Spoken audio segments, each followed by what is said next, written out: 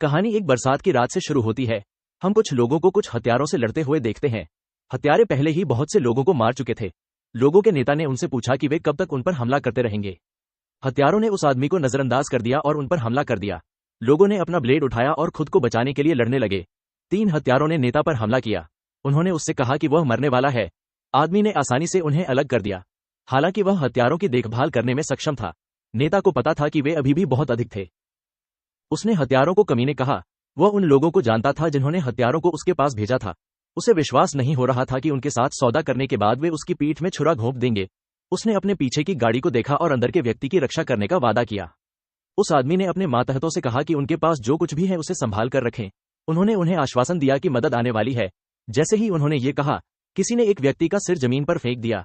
उन्होंने नेता से पूछा कि क्या यह वही मदद है जिसका वह जिक्र कर रहे हैं। नेता ये देखकर हैरान रह गए। उन्हें विश्वास नहीं हो रहा था कि उनका समर्थन मिटा दिया गया है। उसे आश्चर्य हुआ कि यह कैसे हुआ। उसे नहीं पता कि उन्हें किसने मारा। जैसे ही उसने अपना सिर ऊपर उठाया, उसने हत्यारों के साथ मुरीम गठबंधन के नेता को देखा। इस व्यक्ति को पहली स्वर्ग भेदी तलवार के रूप में जाना जाता है। उसका नाम डैम चुन्हक है। चुन्हक नेता के पास गया। उसने कहा कि बर्फ मंडप की शक्ति वास्तव में दुर्जय है। उसने नेता से कहा कि उसने कभी उम्मीद नहीं की थी कि वे उनके खिलाफ लड़ाई लड़ पाएंगे। ये सुनकर नेता मुस्कुराए। उन्होंने कहा कि उन्होंने कभी उनसे अहंकारी होने की उम्मीद नहीं की थी। उन्होंने गठबंधन नेता से कहा कि अगर वह अपने मालिक से मिलेंगे तो मुसीबत में पड़ जाएंगे। ये सुनकर हत्यारे नाराज हो गए। उन्हें विश्वास नहीं हो रहा था कि कोई बर्बर व्यक्ति उनके मालिक से अशिष्टता से बात कर रहा है। उन्होंने कहा कि वे उसकी जीभ काट देंगे। उन्होंने उसे वहीं मारने का वादा किया, इससे पहले कि हत्यारे कुछ कर पाते। एक महिला गाड़ी से बाहर निकली और उन्हें इंतजार करने के लिए कहा। नेता हबियोन नाम की महिला को देखकर आश्चर्यचकित रह गए। हबियोन ने उनसे उसके बारे में चिंता न करने को कहा। जब चुन्हक ने महिला को देखा तो उसने हत्यारों को पीछे हटने के लिए कहा। हबियोन उसके पास चला गया। चुन्हक को विश्वास नहीं हुआ कि उसकी बेटी को बर्बर लोगों ने धोखा दिया था और वह भाग गई। उसने उसे बताया कि वह पहले कभी इतना शर्मिंदा नहीं हुआ था। उसने अपना हाथ बढ़ाया और उससे कहा कि हर कोई गलतियां करता है। उसने कहा कि उसे माफ किया जा सकता है। उसने उससे कहा कि वह उसे उसके पिता के रूप में लौटने का एक आखिरी मौका देने जा रहा है। उसका मानना था कि वह सही चुनाव करने जा रही है क्योंकि वह स्मार्ट है। हबियोन ने अपने पिता से पूछा कि क्या वह उन लोगों को जीवित रहने देगा यदि वह उसके साथ वापस जाती है। चुन्हक ने उसकी ओर देखा। महिला समझ गई कि वह क्या कहना चाह रहा था। उसने उससे माफी मांगी। चुन्हक को माफी की उम्मीद नहीं थी। उसे एहसास हुआ कि वह उसके साथ नहीं जा रही थी। उसने अपनी तलवार उठाई। नेता ये देखकर हैरान रह गया। चुन्हक ने अपनी ही बेटी को काटने के लिए अपनी तलवार का इस्तेमाल किया। उसने पलटकर कहा कि उसकी अब कोई बेटी नहीं है। उसने कहा कि वह बर्बर लोगों से प्रभावित हो गई है। उन्होंने हत्यारों से कहा कि उनका एकमात्र मिशन केंद्रीय मैदानों की आत्मा को पुनः प्राप्त करना है। उन्होंने उनसे गंदगी को साफ करने के लिए कहा। यह सुनते ही हत्यारे घायल लोगों पर हमला करने के लिए दौड़ पड़े। नेता ने अपने करीब आए 3 हत्यारों को बाहर निकाला। उसने अपने आदमियों को अंत तक लड़ने के लिए कहा। लोगों ने उसके आदेशों को स्वीकार किया और बिना किसी डर के लड़ना शुरू कर दिया। जबकि वह जमीन पर थी, हबियोन ने खुद से कहा कि उसे कहीं वापस लौटने की जरूरत है। उसने अपना वादा पूरा न करने के लिए मन ही मन किसी से माफी मांगी। उसने कहा कि अगली बार यह अलग होगा। दृश्य बदल जाता है और हमें एक महल में ले जाया जाता है। हम देखते हैं कि कोई अपने मालिक को रिपोर्ट कर रहा है। उसके मालिक ने उससे जो कहा था उसे दोहराने के लिए कहा। उसके मालिक का नाम सियोल मुडॉक है। वो उत्तरी समुद्री महल का मालिक और हमारा नायक है। उनके अधीनस्थ ने उन्हें बताया कि भगवान बाईमुयू, जो मुरीम गठबंधन के साथ वार्ता समाप्त करने के लिए एक दूत के रूप में सभा में गए थे, ने गठबंधन से लड़ाई की। उन्हें और उनके समूह को नष्ट कर दिया गया। जैसे ही उन्होंने ये सुना, मुदोक ने अपने महल में अपनी भयानक ठंडी ऊर्जा छोड़ दी। उनके अधीनस्थ घबराए नहीं, वे बस खड़े रहे। अपने चेहरे पर गुस्से के भाव के साथ मुदोक ने कहा कि वह मुरीम गठबंधन को कभी माफ नहीं करेगा। उसने उन्हें नक्शे से मिटाने का वादा किया। उसने अपने अधीनस्थों को तैयार होने के लिए कहा। लोग जल्दी से बाहर इकट्ठा हो गए। मुदोक ने उन्हें बताया कि वे केंद्रीय मैदानों में जा रहे हैं। अगले दृश्य में हमें बर्फ से ढके युद्ध के मैदान में ले जाया जाता है। हम एक घायल चुन्हक को जीवित रहने के लिए संघर्ष करते हुए देखते हैं। उसके शरीर से कई ब्लेड निकले हुए थे। उसने चारों ओर देखा और अनगिनत शव देखे। उसे विश्वास नहीं हो रहा था कि उसकी पूरी सेना नष्ट हो गई थी। उसने देखा कि उसकी आंतरिक ऊर्जा समाप्त हो गई है। उसे एहसास हुआ कि यह उसके लिए अंत हो सकता है। उसने उत्तरी समुद्री महल के मालिक से उसे अब मारने के लिए कहा। यह सुनकर मुडॉक ने उसकी ओर देखा। वह उसके करीब चला गया। उसने चुन्हक से उसे यह बताने के लिए कहा कि उसने उसकी बेटी को क्यों मारा। यह सुनकर चुन्हक हंसा। उसने मुदोक से एक बेवकूफी भरा सवाल पूछना बंद करने को कहा। अपने चेहरे पर विक्षिप्त भाव के साथ उन्होंने कहा कि गठबंधन नेता की बेटी उनके जैसे बर्बर व्यक्ति के साथ प्रेम का खेल नहीं खेल सकती। उन्होंने कहा कि हबियोन को जीवित छोड़ना एक बड़ी गलती होगी। मुडॉक ने अपना हाथ उठाया और अपनी ऊर्जा इकट्ठी की। उसके चेहरे पर एक डरावनी मुस्कान के साथ चुन्हक ने हमारे लड़के से कहा कि केंद्रीय मैदानों पर कब्जा करने के बावजूद उसे वह नहीं मिलेगा जो वह सबसे ज्यादा चाहता है। जैसे ही उसने ये कहा, मुडॉक ने अपनी तलवार से उसके दिल में छेद कर दिया, जिससे उसने उस पर गोली चला दी। चुन्हक को विश्वास नहीं हो रहा था कि सब कुछ होने के बाद वह इस तरह मरने वाला है। उसकी बेटी की यादें उसके दिमाग में कौंध गईं। उसे याद आया कि उसने उसे कैसे पाला था। उसे आश्चर्य हुआ कि उसने उसे धोखा क्यों दिया और एक कमीने के साथ संबंध क्यों बनाया। उसे याद आया कि उसने हवेयोन को कैसे काट डाला। आदमी ने कहा कि वह क्रोधित और नाराज है। मुरीम गठबंधन के नेता की मृत्यु के साथ 6 साल तक चलने वाला महान रक्त युद्ध समाप्त हो गया। उत्तरी समुद्री महल की जीवित किंवदंती उस दिन केंद्रीय मैदानों का निर्विरोध शासक बन गई। हालांकि मुडॉक ने कोई भावना नहीं दिखाई, वह बस चंद्रमा को देखता रहा। दृश्य बदल जाता है और हमें मुडॉक के कमरे में ले जाया जाता है। हमें एक फूल दिखाई देता है जिसने अपना पोषक तत्व खो दिया है। हमारे लड़के को एहसास हुआ कि यह फूल ही एकमात्र ऐसी चीज है जो उसके पास बची है। उसने सोचा कि उसे फूल कैसे मिला। अतीत में जब वह लिख रहा था तो हवेयोन उसके कमरे में घुस गया। उसने उसे गागा के रूप में संदर्भित किया। उसने उससे पूछा कि क्या हुआ। महिला ने उसे फूल को देखने के लिए कहा। उसने कहा कि प्यार का कमल आखिरकार खिल गया है। यह सुनकर मुडॉक आश्चर्यचकित हो गया। उसे याद आया कि प्यार का कमल एक फूल है जो तब खिलता है जब प्रेमी एक दूसरे से सच्चा प्यार करते हैं। उसकी आंखों में आंसू थे। हवेयोन ने हमारे लड़के से कहा कि उसने कभी उसकी भावनाओं पर संदेह नहीं किया। उसने उसे समझाया कि वह वास्तव में परेशान थी कि कमल नहीं खिलेगा। उसने कहा कि वह अब ठीक है क्योंकि यह खूबसूरती से खिल गया है। वह यह देखकर खुश थी कि उसका प्यार एक तरफा नहीं था। उसने कहा कि मुडॉक वास्तव में उससे प्यार करता है। हमारे लड़के ने उसे गले लगाया। उसने उससे कहा कि वह उसके अलावा किसी और से प्यार नहीं कर सकता। मुडॉक हवेयोन को इतना खुश करने के लिए फूल का आभारी था। उसने हवेयोन को याद करने के लिए बगीचे को प्यार के कमल से भरने का फैसला किया। उसने फूल को धीरे से थपथपाया। उसने कहा कि वह कितनी भी कोशिश कर ले उस औरत को नहीं भूल सकता। उसने तुरंत ये कहा। फूल फिर से खिल गया। हमारा लड़का ये देखकर हैरान रह गया। उसे नहीं पता था कि यह कैसे संभव हो सका। उसने मुयोंग नाम के किसी व्यक्ति को बुलाया।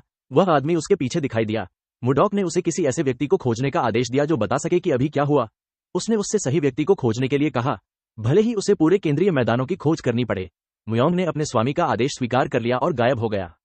कुछ दिनों बाद हमने देखा कि मनबगजा, जिनके बारे में कहा जाता है कि वे दुनिया की हर चीज जानते हैं, उत्तरी समुद्री महल में एकत्र हुए थे। उन लोगों को नहीं पता था कि उन्हें क्यों बुलाया गया है। जब वे बात कर रहे थे, किसी ने उन्हें बाहर जाने के लिए कहा। वे लोग आकाश से एक आवाज सुनकर आश्चर्यचकित थे। उन सभी ने बाहर जाने का फैसला किया। जब उन्होंने बगीचे में कदम रखा तो उन्होंने कुछ चौंकाने वाला देखा। उन्होंने प्यार के कमल से भरा एक बगीचा देखा। प्रत्येक फूल खिल गया था। उनमें से एक ने कहा कि यह वह पहली बार इस तरह का बगीचा देख रहा है। प्यार का कमल एक ऐसा फूल है जिसे कुछ लोगों को अपने जीवन में एक बार भी देखने को नहीं मिलता है, और फिर भी वहां एक बगीचा भरा हुआ था। पुरुषों ने देखा कि प्रेम का चरित्र तनों पर अंकित है, जैसे कि वहां कढ़ाई की गई हो। उन्हें यकीन था कि वे प्रेम के कमल को देख रहे थे। जब वे फूलों को देख रहे थे, मुडॉक उनके पीछे दिखाई दिया। उसने उनसे पूछा कि क्या उन्हें ये पसंद है। वे लोग पीछे मुड़े और कहा कि वे ऐसा करते हैं। उनमें से एक ने उससे उसकी पहचान पूछी। हमारे लड़के ने उनके साथ अपना नाम साझा किया। उसने कहा कि वह बगीचे का मालिक है। वे लोग केंद्रीय मैदानों के पूर्ण शासक को देखकर चौंक गए। मुडॉक ने उन्हें बताया कि उसने और उसकी प्रेमिका ने अपने प्यार से प्रेम का कमल खिलवाया है। उसने उन्हें बताया कि जब उसकी प्रेमिका की मृत्यु हुई तो फूल मर गया। उसने उन्हें समझाया कि कुछ दिन पहले फूल अचानक पुनर्जीवित हो गया। ये सुनकर वे लोग हैरान रह गए। उन्हें विश्वास नहीं हो रहा था कि प्रेम का कमल पुनर्जीवित हो गया है। यह उनके लिए एक अजीब घटना थी। उनमें से एक बुजुर्ग व्यक्ति ने कहा कि एक संभावना है। मुडॉक उस आदमी के सामने आया और उसे ये कहने के लिए कहा। उसने कहा कि पुनर्जन्म ऐसा करने में सक्षम हो सकता है। उसने मुडॉक को समझाया कि उसका प्रेमी दुनिया में कहीं और पुनर्जन्म ले चुका है। अपने चेहरे पर डरावने भाव के साथ हमारे लड़के ने उस आदमी से पूछा कि क्या वह सच कह रहा है। वह आदमी घबरा गया जब उसने उसके चेहरे पर भाव देखा। उसने कहा कि प्यार के कमल को फिर से खिलने के लिए कोई अन्य स्पष्टीकरण नहीं है। ये सुनकर मुडॉक मुस्कुराया। उसे आखिरकार कुछ उम्मीद हुई। हमारे लड़के ने केंद्रीय मैदानों में सफलतापूर्वक प्रवेश करके और पूरे क्षेत्र को एकजुट करके उत्तरी समुद्री महल की लंबे समय से प्रतीक्षित इच्छा को पूरा किया। हालांकि उसके लिए जो कुछ बचा था वह खालीपन था। जैसे जैसे उत्तरी समुद्र समृद्ध होता है, मुडॉक की अपने प्रेमी के लिए लालसा बढ़ती जाती है। उसने बूढ़े व्यक्ति से उसे यह बताने के लिए कहा कि वह हवेयोन को कैसे ढूंढ सकता है। उस आदमी के अनुसार जब दो प्रेमी एक ही स्थान पर होते हैं तो प्रेम का कमल फीकी चमकता है। उसने महल के मालिक से कहा कि जब वह अपने प्रेमी को ढूंढेगा तो प्रेम का कमल चमक उठेगा। उसने जो कहा उसे सुनकर मुडॉक को एहसास हुआ कि हवेयोन ने उसे जो प्यार का कमल दिखाया था वह चमक रहा था। उसने उस समय इसके बारे में ज्यादा नहीं सोचा था। उसने कभी नहीं सोचा था कि इसमें कोई रहस्य छिपा होगा। बुद्धिमान व्यक्ति ने मुडॉक को समझाया कि उसके लिए एक जीवित फूल को अपने साथ ले जाना मुश्किल होगा। उसने उसे सलाह दी कि वह प्रेम के कमल को अपने साथ ले जाने के लिए एक आभूषण का रूप दे। हमारे लड़के ने उससे पूछा कि क्या ऐसा करना संभव है। उस आदमी ने उसे बताया कि यह है। मुडॉक ने पलटकर उस आदमी से कहा कि वह उसे सब कुछ सौंप देगा। उसने कहा कि वे 10 दिनों में चले जाएंगे। उसने उससे तब तक सारी तैयारी करने को कहा। उस आदमी ने उसका आदेश स्वीकार कर लिया। मुडॉक ने मनबगजा को बताया कि अगर चीजें ठीक रहीं तो उनमें से प्रत्येक को 100 न्यांग सोना मिलेगा। ये सुनकर वे लोग चौंक गए। उन्होंने उससे पूछा कि क्या वह गंभीर है। मुडॉक ने उन्हें बताया कि वह अब जा रहा है। उन लोगों ने सिर झुकाया और उसे अपना ख्याल रखने के लिए कहा। अपने कमरे के अंदर हमारे लड़के ने अपनी खिड़की से बाहर देखा। उसे विश्वास नहीं हो रहा था कि उसे फिर से कुछ आशा दी गई है। उसने खुद से वादा किया कि वह इस आशा को जाने नहीं देगा। उसने कहा कि वह हवेयोन को ढूंढ लेगा चाहे वह कहीं भी हो। उसने अपने प्रेमी से उसका इंतजार करने के लिए कहा। अगले दृश्य में हमें एक जहाज के पास ले जाया जाता है। जहाज कहीं जा रहा था। हमें जहाज के अंदर मुडॉक दिखाई देता है। वह एक नक्शा देख रहा था। उसने देखा कि वह अधिकांश स्थानों पर था। उसे एहसास हुआ कि आखिरी जगह जो बची है वह हैनान है। 3 साल और 5 महीने हो गए हैं जब से हमारे लड़के ने हवेयोन की खोज शुरू की थी। उसे वह केंद्रीय मैदानों में कहीं नहीं मिली। इस दौरान मुडॉक परिवर्तन क्षेत्र से गहन क्षेत्र तक आगे बढ़ा और 2 बार पूर्ण रूपांतर का अनुभव किया। हमारे लड़के को विश्वास था कि उसकी प्रेमिका हैनान में होगी। उसने अपने गहने को छुआ और उसे याद किया कि उसने उससे क्या कहा था। दृश्य बदल गया और हमें अतीत में ले जाया गया। हमने देखा कि मुडॉक मेज को पीट रहा है। उसने हवेयोन से कहा कि उसे जाने की जरूरत नहीं है। उसने उससे पूछा कि वह क्यों जाना चाहती है। हवेयोन ने उसे समझाया कि उसके पिता ने व्यक्तिगत रूप से इस वार्ता में शामिल होने का फैसला किया है। उसने कहा कि अगर उसकी बेटी वार्ता में शामिल होती है तो उसके पिता उसके इरादों को समझेंगे। मुडॉक ने उसे बताया कि बातचीत एक जाल हो सकती है। हवेयोन ने उसे समझाया कि वह एक बार अपने पिता पर भरोसा करना चाहती है। उसने उससे बातचीत में शामिल होने की विनती की। इस बारे में सोचने के बाद हमारे लड़के ने उसके अनुरोध को स्वीकार कर लिया। उसने उससे कहा कि अगर कुछ भी गलत लगता है तो वह तुरंत वापस आ जाए। हवेयोन ये सुनकर खुश हुई। उसने अपना हाथ अपने कपड़े में डाला। उसने मुडॉक से कहा कि वह उसे कुछ देना चाहती है। हमारे लड़के ने उससे पूछा कि यह क्या है। उसने एक हार निकाला और कहा कि यह उसकी दिवंगत मां की स्मृति में है। उसने कहा कि उसकी मां ने उसे बताया कि हार में उस व्यक्ति को वापस करने की शक्ति है जिसने इसे दिया था। उसने मुडॉक को हार दिया और उससे कहा कि यह उसे हमेशा उसके पास वापस लाएगा। उसके चेहरे पर मुस्कान के साथ हवेयोन ने अपने प्रेमी को चिंता न करने के लिए कहा। उसने उसका साथ कभी नहीं छोड़ने का वादा किया। मुडॉक को एहसास हुआ कि उसे उसी समय रोक देना चाहिए था। सोते समय हमारा लड़का अपने ऊपर लोगों को चिल्लाते हुए सुनता है। जब वह डेक पर गया तो उन्होंने कहा कि तूफान आ रहा है। उसने देखा कि हर कोई जहाज को पकड़ने की बेताबी से कोशिश कर रहा था। मुडॉक ने कभी नहीं सोचा था कि तूफान अचानक आ जाएगा। उसने देखा कि वह किसी चीज की छाया में था। जब वह किनारे की ओर मुड़ा तो उसने एक बड़ी लहर देखी जो जहाज को निगलने के लिए तैयार थी। मुडॉक ने अपने शरीर को सुरक्षात्मक ट्यूई से ढक लिया। उसने खुद को 1000 पाउंड के हथौड़े के नाम से जानी जाने वाली तकनीक से दबाए रखा। इस तकनीक ने उसकी रक्षा की जब पानी ने जहाज पर कुछ लोगों को धक्का दे दिया। लोगों को समुद्र में धकेल दिया गया। वे मदद के लिए चिल्लाए। एक छोटी लड़की और उसके पिता ने पानी में अपनी मां को पुकारा। मुडॉक ने टेलीकिनेटिक ग्रैस्प नामक तकनीक का उपयोग करके तुरंत अपने बगल में कुछ तख्तियां उठाईं। उसने तख्तों को पानी में फेंक दिया और पानी के अंदर लोगों को पकड़ने के लिए इसका इस्तेमाल किया। वह उन्हें वापस जहाज पर खींचना चाहता था। इससे पहले कि वह कुछ कर पाता, उसके बगल में एक आदमी ने कहा कि लहर फिर से आ रही है। उस आदमी ने तुरंत ये कहा।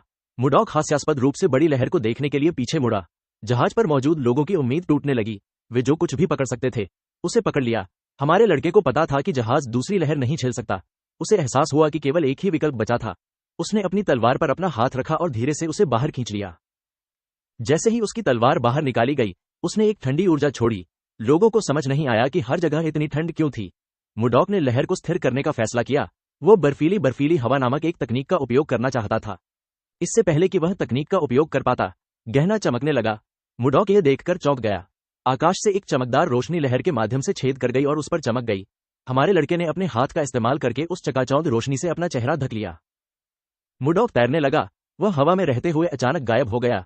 उसके गायब होने के बाद कुछ अविश्वसनीय हुआ। तूफान गायब हो गया और बादल साफ हो गया। लोगों को समझ नहीं आया कि क्या हो रहा है।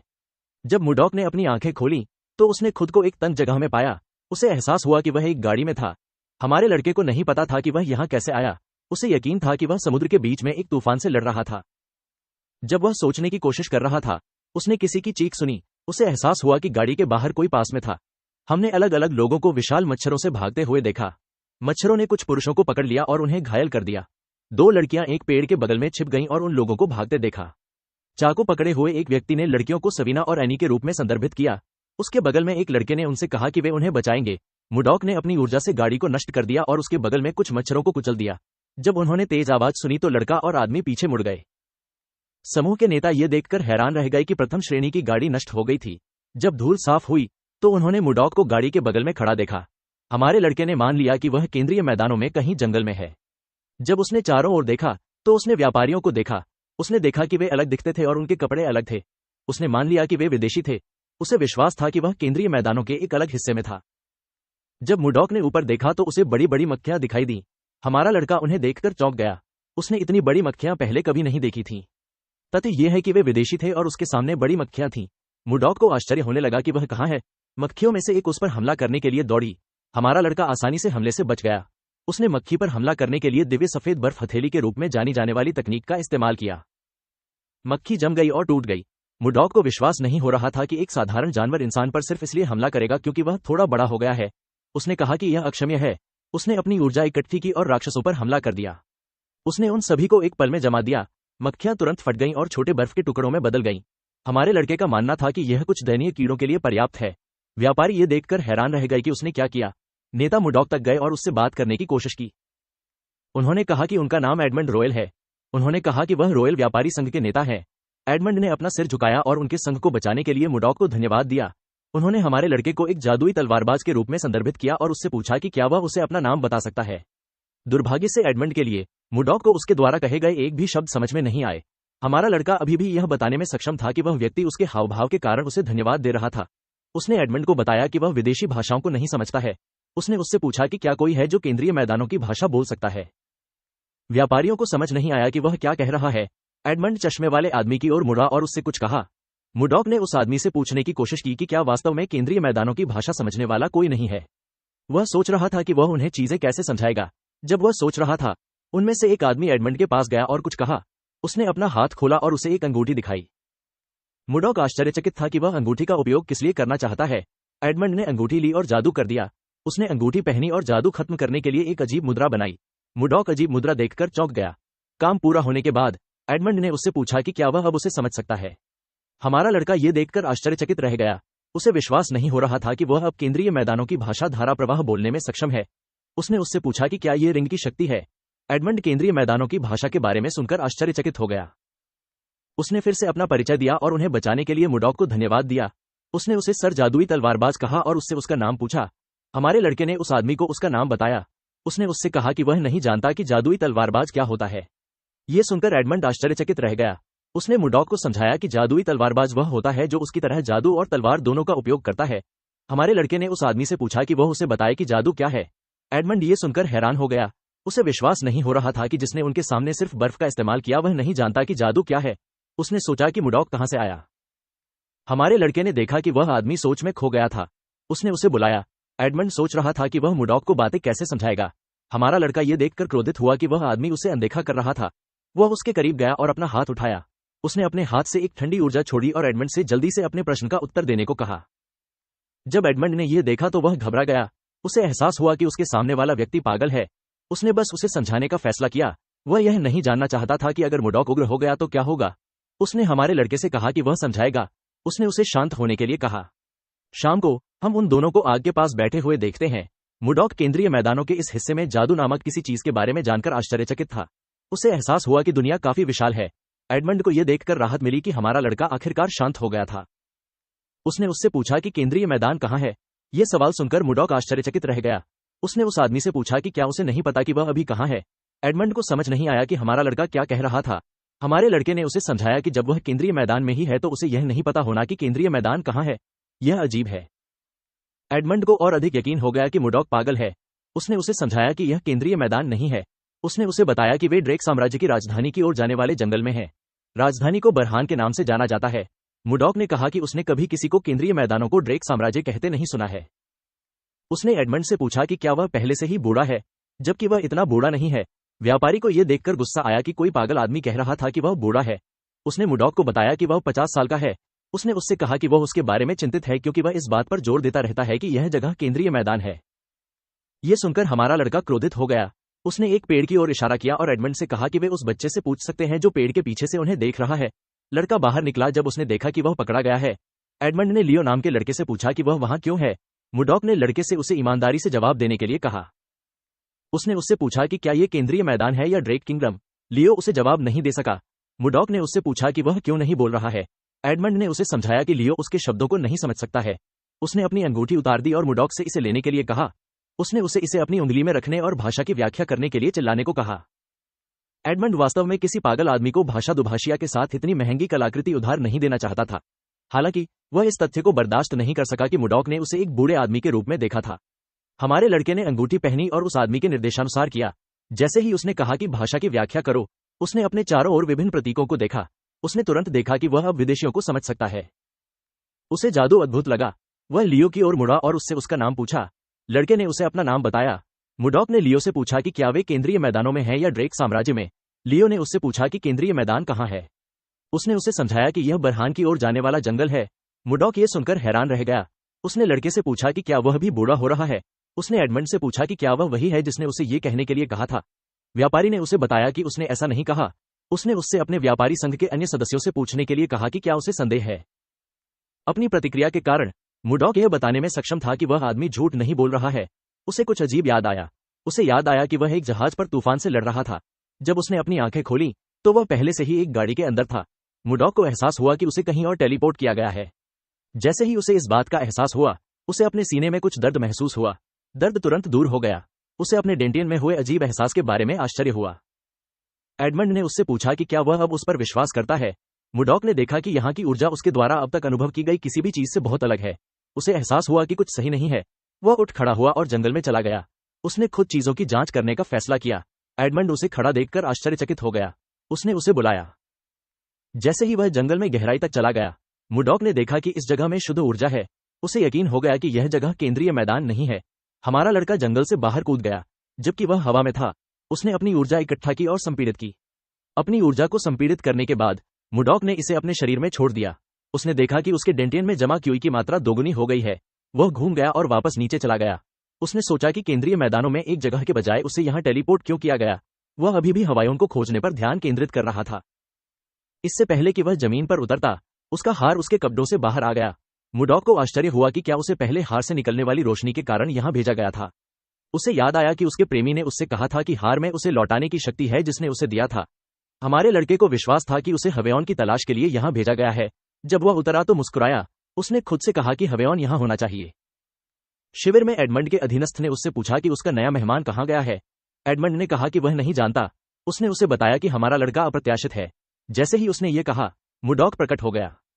उसने एडमंड को समझाया कि उसे कुछ काम निपटाने हैं। उसने उससे कहा कि उसके पास उसके लिए एक प्रश्न है। एडमंड ने देखा कि हमारा लड़का मुस्कुरा रहा था। उसे यह डरावना लगा। उसने मुडॉक से अपना प्रश्न बताने को कहा। मुडॉक ने उससे पूछा कि क्या लियो सच कह रहा है जब उसने कहा कि वे ड्रेक साम्राज्य में हैं। उस व्यक्ति ने उसे बताया कि लियो सच कह रहा था। उसने उसे आश्वासन दिया कि अगर वे थोड़ा आगे यात्रा करेंगे तो वे बरहान पहुंच जाएंगे। मुडॉक ने उससे यह बताने के लिए कहा कि बरहान कहाँ है। एडमंड के बगल में एक छोटे लड़के ने हमारे लड़के से पूछा कि क्या वह इस जगह के बारे में कुछ नहीं जानता है। उसने उससे पूछा कि क्या उसने अपना सारा समय पहाड़ों में प्रशिक्षण में बिताया है। लड़के ने कहा कि उसने उसके जैसे सनकी लोगों के बारे में कहानियां सुनी हैं। उसने कहा कि यह पहली बार है जब उसने एक सनकी व्यक्ति को देखा है। मुडॉक ने लड़के का स्पष्टीकरण लेने का फैसला किया। उसने उन्हें बताया कि वह पहाड़ों में प्रशिक्षण ले रहा है और वह आज ही दुनिया का अनुभव करने के लिए बाहर आया है। उसने कहा कि यही कारण है कि वह कुछ भी नहीं जानता है। मुडॉक ने ड्रेक साम्राज्य और बरहान जैसी जगहों के बारे में कभी नहीं सुना था। उसने बच्चे से उस जगह के बारे में अधिक जानकारी प्राप्त करने का फैसला किया, इस तथ्य के कारण कि उनमें से कुछ की आंखें अलग अलग रंग की थीं। हमारे लड़के ने मान लिया कि वह पश्चिमी बर्बर लोगों की भूमि में है जिसके बारे में उसने केवल सुना था। मुडॉक ने जो कहा उसे सुनकर लड़का खुश हुआ। वह यह देखकर खुश हुआ कि वह सही था। उसने हमारे लड़के को जादुई तलवारबाज सर कहा और उसे कुछ चीजें सिखाने की पेशकश की। मुडॉक ने उसका प्रस्ताव स्वीकार कर लिया। लड़का आगे बढ़ा और उसे अपने पीछे चलने के लिए कहा। मुडॉक ने लड़के से उसका नाम पूछा। छोटे लड़के ने अपना परिचय लफी के रूप में दिया। एडमंड को यह डरावना लगा कि पागल आदमी दोस्ताना व्यवहार कर रहा था। वह समझ नहीं पा रहा था कि हमारे लड़के के दिमाग में क्या चल रहा है। मुडॉक ने इस जगह और यहाँ के लोगों द्वारा इस्तेमाल की जाने वाली भाषा के बारे में लफी से सीखना शुरू किया। हमारे लड़के को एहसास हुआ कि यह जगह कोई विदेशी भूमि नहीं थी। यह वास्तव में एक पूरी तरह से अलग दुनिया थी। भूमि का आकार अजीब था और लेखन उसके द्वारा पहले देखी गई किसी भी चीज से भिन्न था। इस दुनिया में इंसानों के अलावा और भी प्रजातियां हैं। कल्पित बौने और बौने भी मौजूद हैं। इनके अलावा महाद्वीप पर बीस्टमैन नाम से जाने जाने वाले प्राणी भी मौजूद हैं। सभी प्रजातियों में सबसे ताकतवर प्राणी ड्रैगन के नाम से जाने जाते हैं। मुडॉक का मानना था कि वे पंखों वाली छिपकलियां थीं। वार्प जादू और जादू वृत्त के रूप में भी जानी जाने वाली चीजें हैं। लफी के अनुसार ताना जादू का उपयोग पांचवें चक्र के जादूगरों और उससे ऊपर के लोगों द्वारा किया जा सकता है। वे जमीन पर एक गोल जादू चक्र बनाते हैं और एक मंत्र का जाप करते हैं। इससे कोई भी अपनी इच्छानुसार कहीं भी यात्रा कर सकता है। जादूगर की क्षमता जितनी बेहतर होगी, वे उतना ही अधिक ताना बाना कर सकते हैं। मुडॉक के लिए जादू एक अस्पष्ट जादू था। उसने आकाश की ओर देखा और अन्य आश्चर्यजनक चीजों के बारे में सोचा जो इस दुनिया में हो सकती हैं। तुरंत उसने अपना सिर ऊपर उठाया। उसने कुछ अजीब देखा। आकाश में 3 चंद्रमा थे। यह कुछ ऐसा था जिसकी वह केंद्रीय मैदानों में कल्पना भी नहीं कर सकता था। उसे आश्चर्य हुआ कि क्या हवेयोन ही वह व्यक्ति था जिसने उसे इस स्थान पर बुलाया था। जब वह सोच रहा था, कोई सवीना नाम की लड़की पर चिल्ला रहा है। उसने उससे कुछ न करने की विनती की। मुडॉक तेजी से घूमा। उसने देखा कि शिविर के आसपास कुछ हो रहा था। सवीना ने उस आदमी से पूछा कि वह उसे बताए कि वह कुछ क्यों नहीं कर सकती। लड़की ने चाकू पकड़ लिया और एनी को पकड़ लिया। उसने सभी से कहा कि जब तक वे मरना नहीं चाहते तब तक उसके करीब न आए। व्यापारियों ने सवीना से कुछ न करने की विनती की। मुडॉक आश्चर्यचकित था कि क्या हो रहा है। चश्मे वाले व्यक्ति ने सवीना को आश्वासन दिया कि जब वे राजधानी पहुंचेंगे तो वे उन दोनों को ठीक कर सकेंगे। उसने उसे बताया कि राजधानी में बहुत सारे जादूगर हैं। उसने उससे कहा कि वह एडमंड से भी मदद मांगेगा। उसने उससे एनी को जाने देने की विनती की क्योंकि वह डरी हुई है। सवीना ने चार्ल्स नाम के उस व्यक्ति से पूछा कि क्या वह सोचता है कि वह बेवकूफ है। उसने उसे याद दिलाया कि उपचार करने वाले राजधानी में भी दुर्लभ हैं। उसने उससे पूछा कि क्या वह जानता है कि एक व्यक्ति को ठीक करने में कितना खर्च होता है। लड़की ने उसे बताया कि हत्यारे कीट का अंडा उसके दिल में फंसा हुआ है। उसने कहा कि यह किसी भी समय लावा में बदल सकता है। उसने उससे पूछा कि क्या कोई है इसे ठीक कर सकते हैं। चार्ल्स को समझ नहीं आ रहा था कि वह लड़की से क्या कहे। उसकी आंखों में आंसू के साथ सवीना ने उसे बताया कि जब अंडा लावा में बदल जाएगा तो वह उसे और एनी को अलग कर देगा। उसने चाकू उठाया और कहा कि उनके लिए बेहतर होगा कि वे मर जाएं जबकि वे अभी भी एक टुकड़े में हैं। इससे पहले कि वह एनी को मार सके, मुडॉक ने उसे इंतजार करने के लिए कहा। उसने उससे कहा कि वह स्थिति को लगभग समझ चुका है। उसने अपना हाथ उठाया और अपनी ऊर्जा का उपयोग करके उसके हाथ से चाकू खींच लिया। उसने उसे आश्वासन दिया कि वह उसका इलाज करेगा। उसने उसे कुछ भी बेवकूफी नहीं करने के लिए कहा। सवीना को पता नहीं चला कि उसने चाकू कब छीन लिया। मुडॉक उनके करीब आ गया। उसने उन्हें बैठने के लिए कहा। उसने कहा कि इलाज अब शुरू होना चाहिए। एडमंड ने हमारे लड़के से पूछा कि क्या वह भी उपचार जादू जानता है। मुडॉक ने उसे समझाया कि वह कोई जादू नहीं जानता। उसने कहा कि वह केवल कुछ उपचार तकनीकों को जानता है जो उसे दी गई थीं। उसने उनसे कहा कि वे आराम कर सकते हैं। एडमंड और चार्ल्स ये सुनकर खुश हुए। एडमंड हमारे लड़के के करीब आया और उससे लड़कियों को बचाने की भीख मांगी। उसने उसे आश्वासन दिया कि वह उसे पूरे दिल से चुकाएगा, भले ही उसके पास बहुत कुछ नहीं है।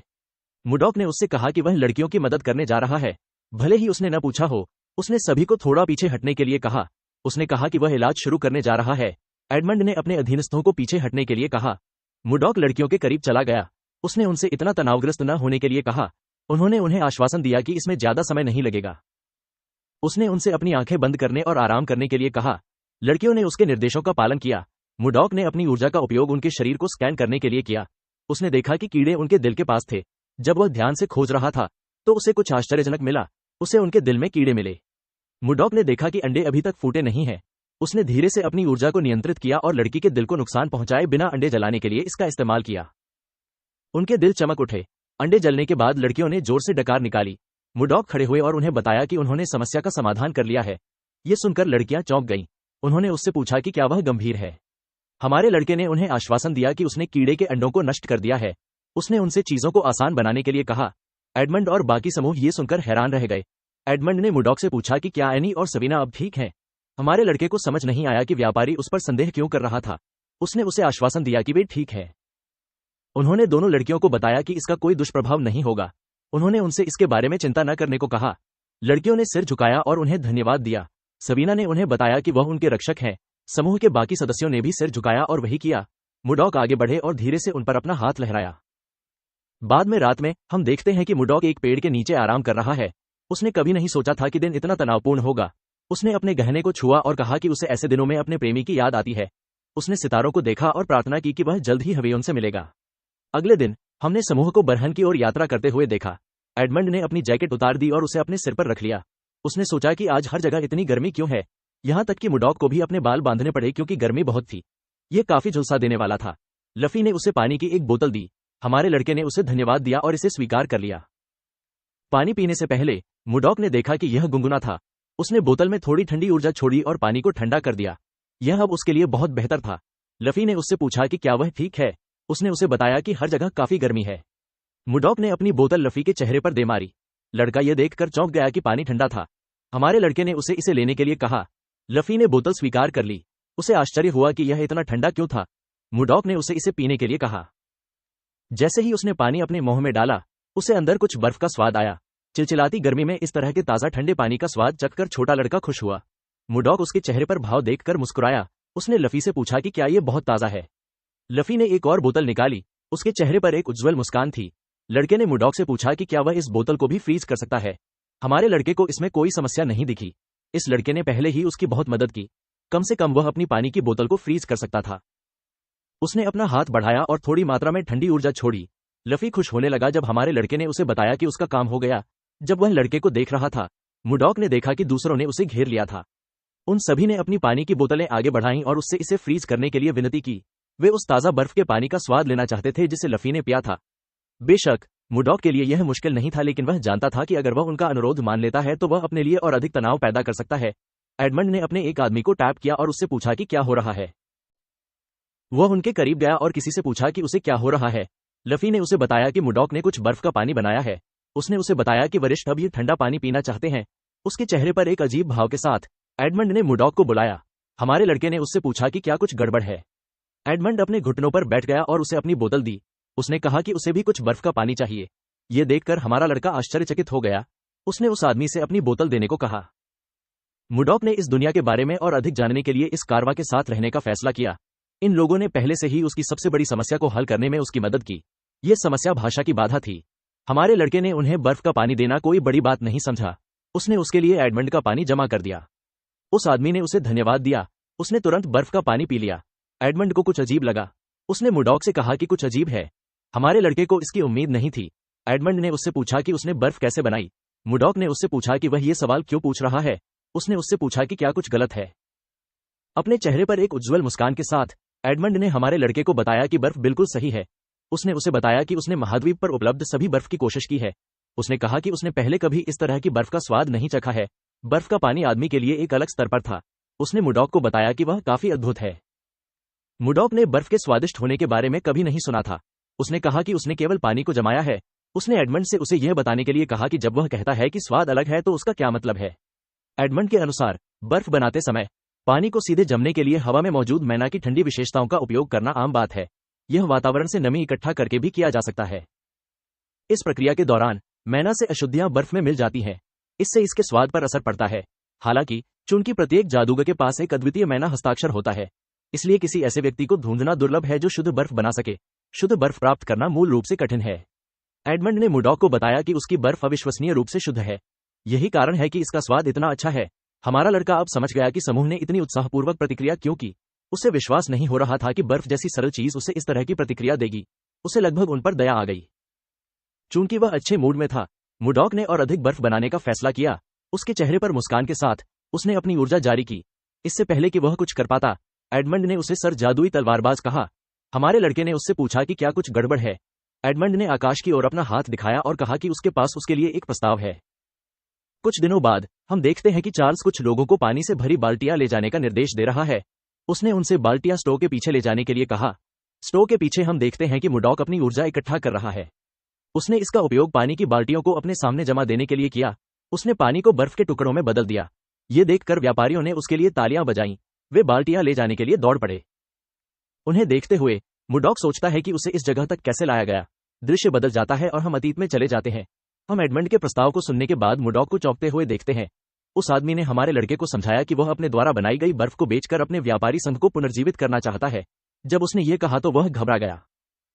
मुडॉक को एहसास हुआ कि एडमंड के पास एक छिपा हुआ एजेंडा था। जब वह इस बारे में बताता रहा कि बर्फ कितनी ताज़ा है, एडमंड ने हमारे लड़के को बताया कि चौथे शकल के जादूगर जो बर्फ बना सकते हैं वे बहुत अहंकारी हैं और अंत में घटिया बर्फ बनाते हैं। उन्होंने उससे कहा कि उन्हें इस बाजार को लक्षित करने की आवश्यकता है। मुडॉक बता सकता है कि एडमंड का कोई गलत इरादा नहीं है।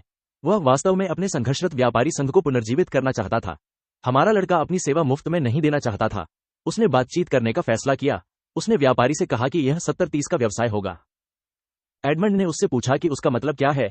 मुडॉक ने उससे कहा कि वह लाभ का 70% लेगा क्योंकि वह बर्फ बना रहा है, जबकि एडमंड इसे बेचने के लिए 30% लेगा। व्यापारी जानता था कि यह एक बुरा प्रस्ताव नहीं था क्योंकि बर्फ हॉटकेक की तरह बिकती है।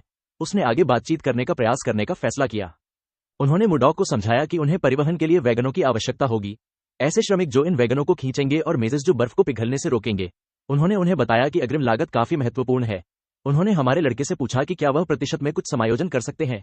मुडॉक ने उन्हें बताया कि वह इसे घटाकर 60-40 कर देंगे। वह आदमी ये देखकर हैरान रह गया कि हमारे लड़के ने इसे आसानी से स्वीकार कर लिया। उसने एक कागज निकाला और मुडॉक से कहा कि उन्हें एक अनुबंध का मसौदा तैयार करने की आवश्यकता है। मुडॉक बातचीत के लिए सहमत हो गया क्योंकि यह जगह उसके लिए इस दुनिया के बारे में जानने के लिए एक अच्छी जगह थी। व्यवसाय वास्तव में उसकी अपेक्षा से अधिक फल फूल रहा था। जब वे चीजों को सुझाने की कोशिश कर रहे थे, चार्ल्स जोर से सांस लेते हुए कमरे में घुस गया। उसने एडमंड से कहा कि उसे एक पल के लिए बाहर आने की जरूरत है। एडमंड और मुडॉक ये सुनकर आश्चर्यचकित थे। वे आश्चर्यचकित थे कि क्या हो रहा था। स्टोर के सामने हमने बड़ी संख्या में लोगों को चिल्लाते हुए देखा। उन्होंने कहा कि वे आइस कैंडी खरीदना चाहते थे। किसी ने एसोसिएशन से अपनी कुछ बर्फ उन्हें बेचने का आग्रह किया। एक व्यक्ति ने खुद को अर्नोल्ड के रूप में पेश किया। उसने कहा कि वह नेरिल शहर से उनके व्यापारी एसोसिएशन के साथ व्यापार करने के लिए आया था। एडमंड ने लोगों से एक पंक्ति बनाने के लिए कहा। उन्होंने उसे नजरअंदाज कर दिया और चिल्लाते रहे। आदमी को नहीं पता था कि क्या करना है। जब वे चिल्ला रहे थे तो किसी ने उन्हें चुप रहने के लिए कहा। उनके सिर में एक व्यक्ति की आवाज सुनकर हर कोई चौंक गया। एडमंड तेजी से पलटा। वह जानता था कि केवल मुडॉक ही ऐसा करने में सक्षम है। हमारे लड़के ने उन्हें चुप रहने के लिए कहा। उसके चेहरे पर गंभीर भाव थे। उसने उनसे कहा कि अगर फिर से शोर हुआ तो उन सभी को भेज दिया जाएगा। उसने उन्हें सावधान रहने की सलाह दी। सभी ने उनकी चेतावनी को स्वीकार कर लिया। अब वे शांत थे। एडमंड ने उन्हें समझाया कि उनका व्यापारी संघ केवल थोक में सामान बेचता है। उन्होंने उन लोगों से माफी मांगी जो थोड़ी मात्रा में खरीदारी करने आए थे।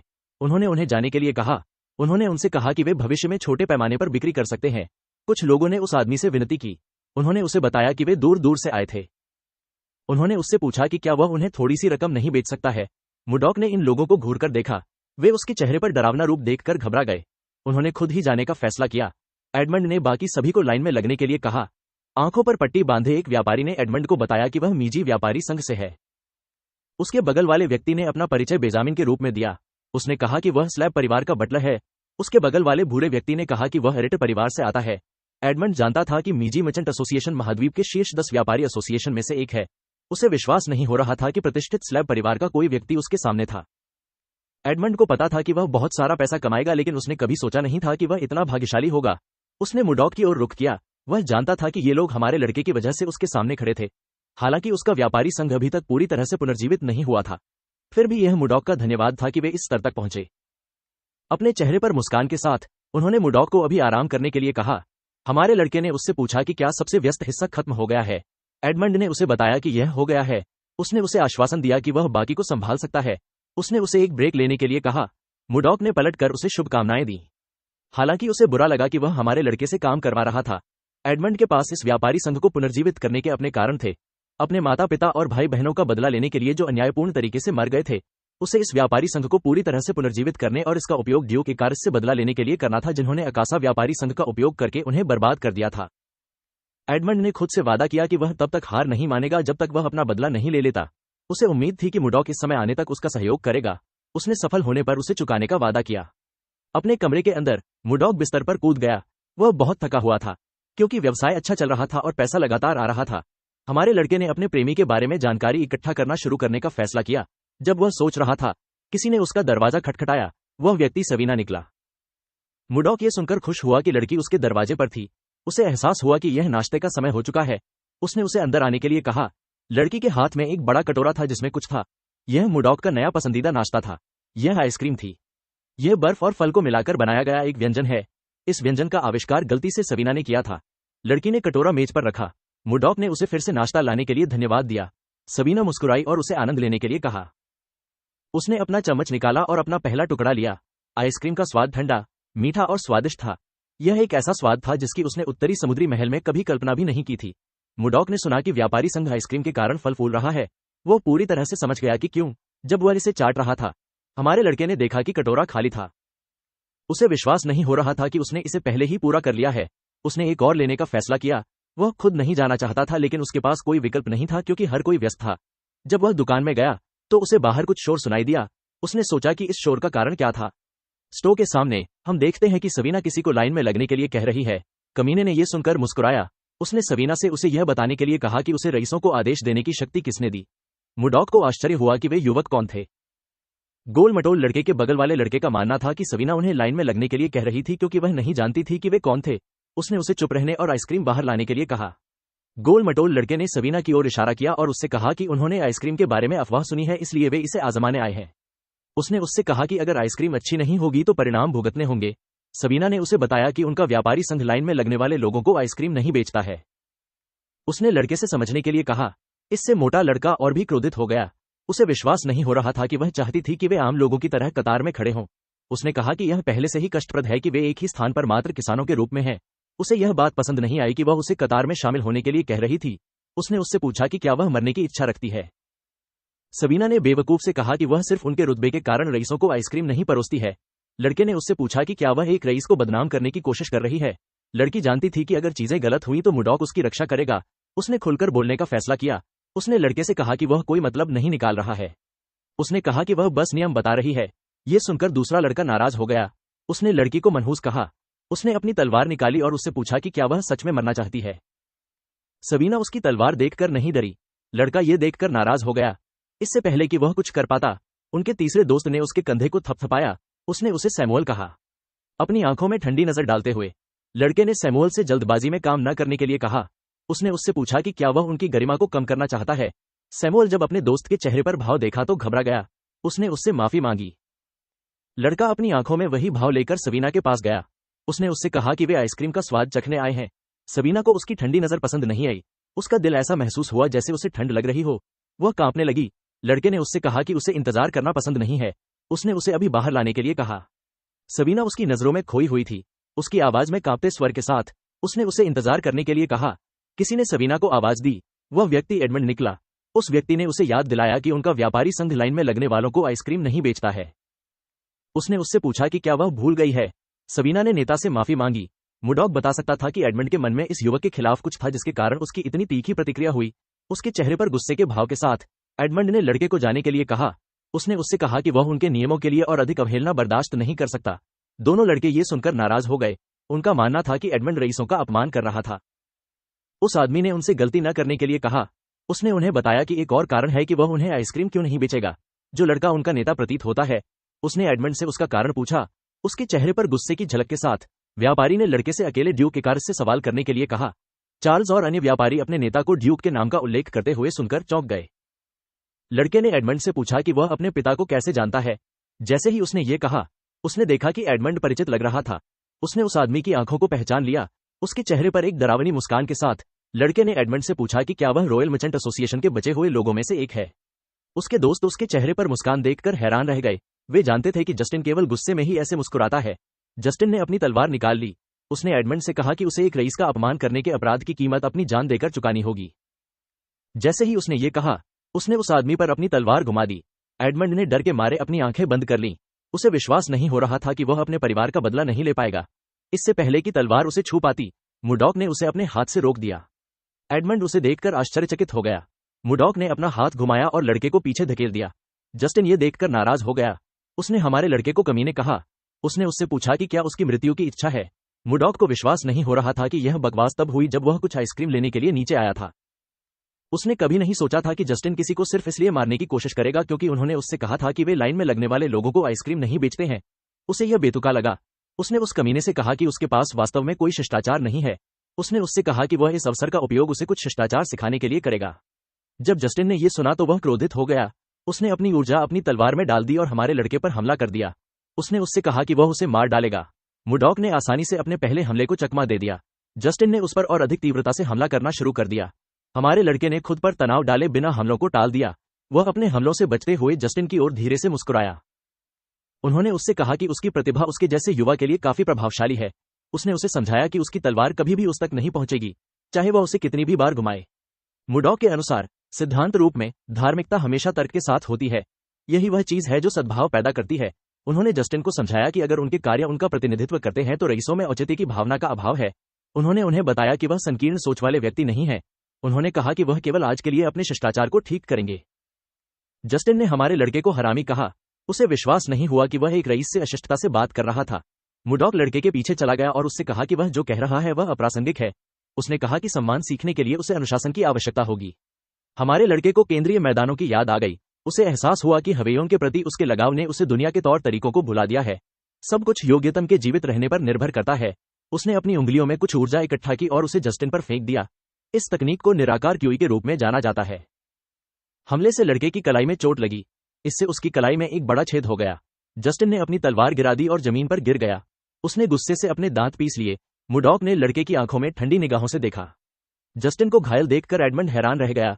उसे नहीं पता था कि मुडॉक ने किस तरह का हमला किया। जस्टिन के दोस्त जल्दी से उसके करीब आ गए।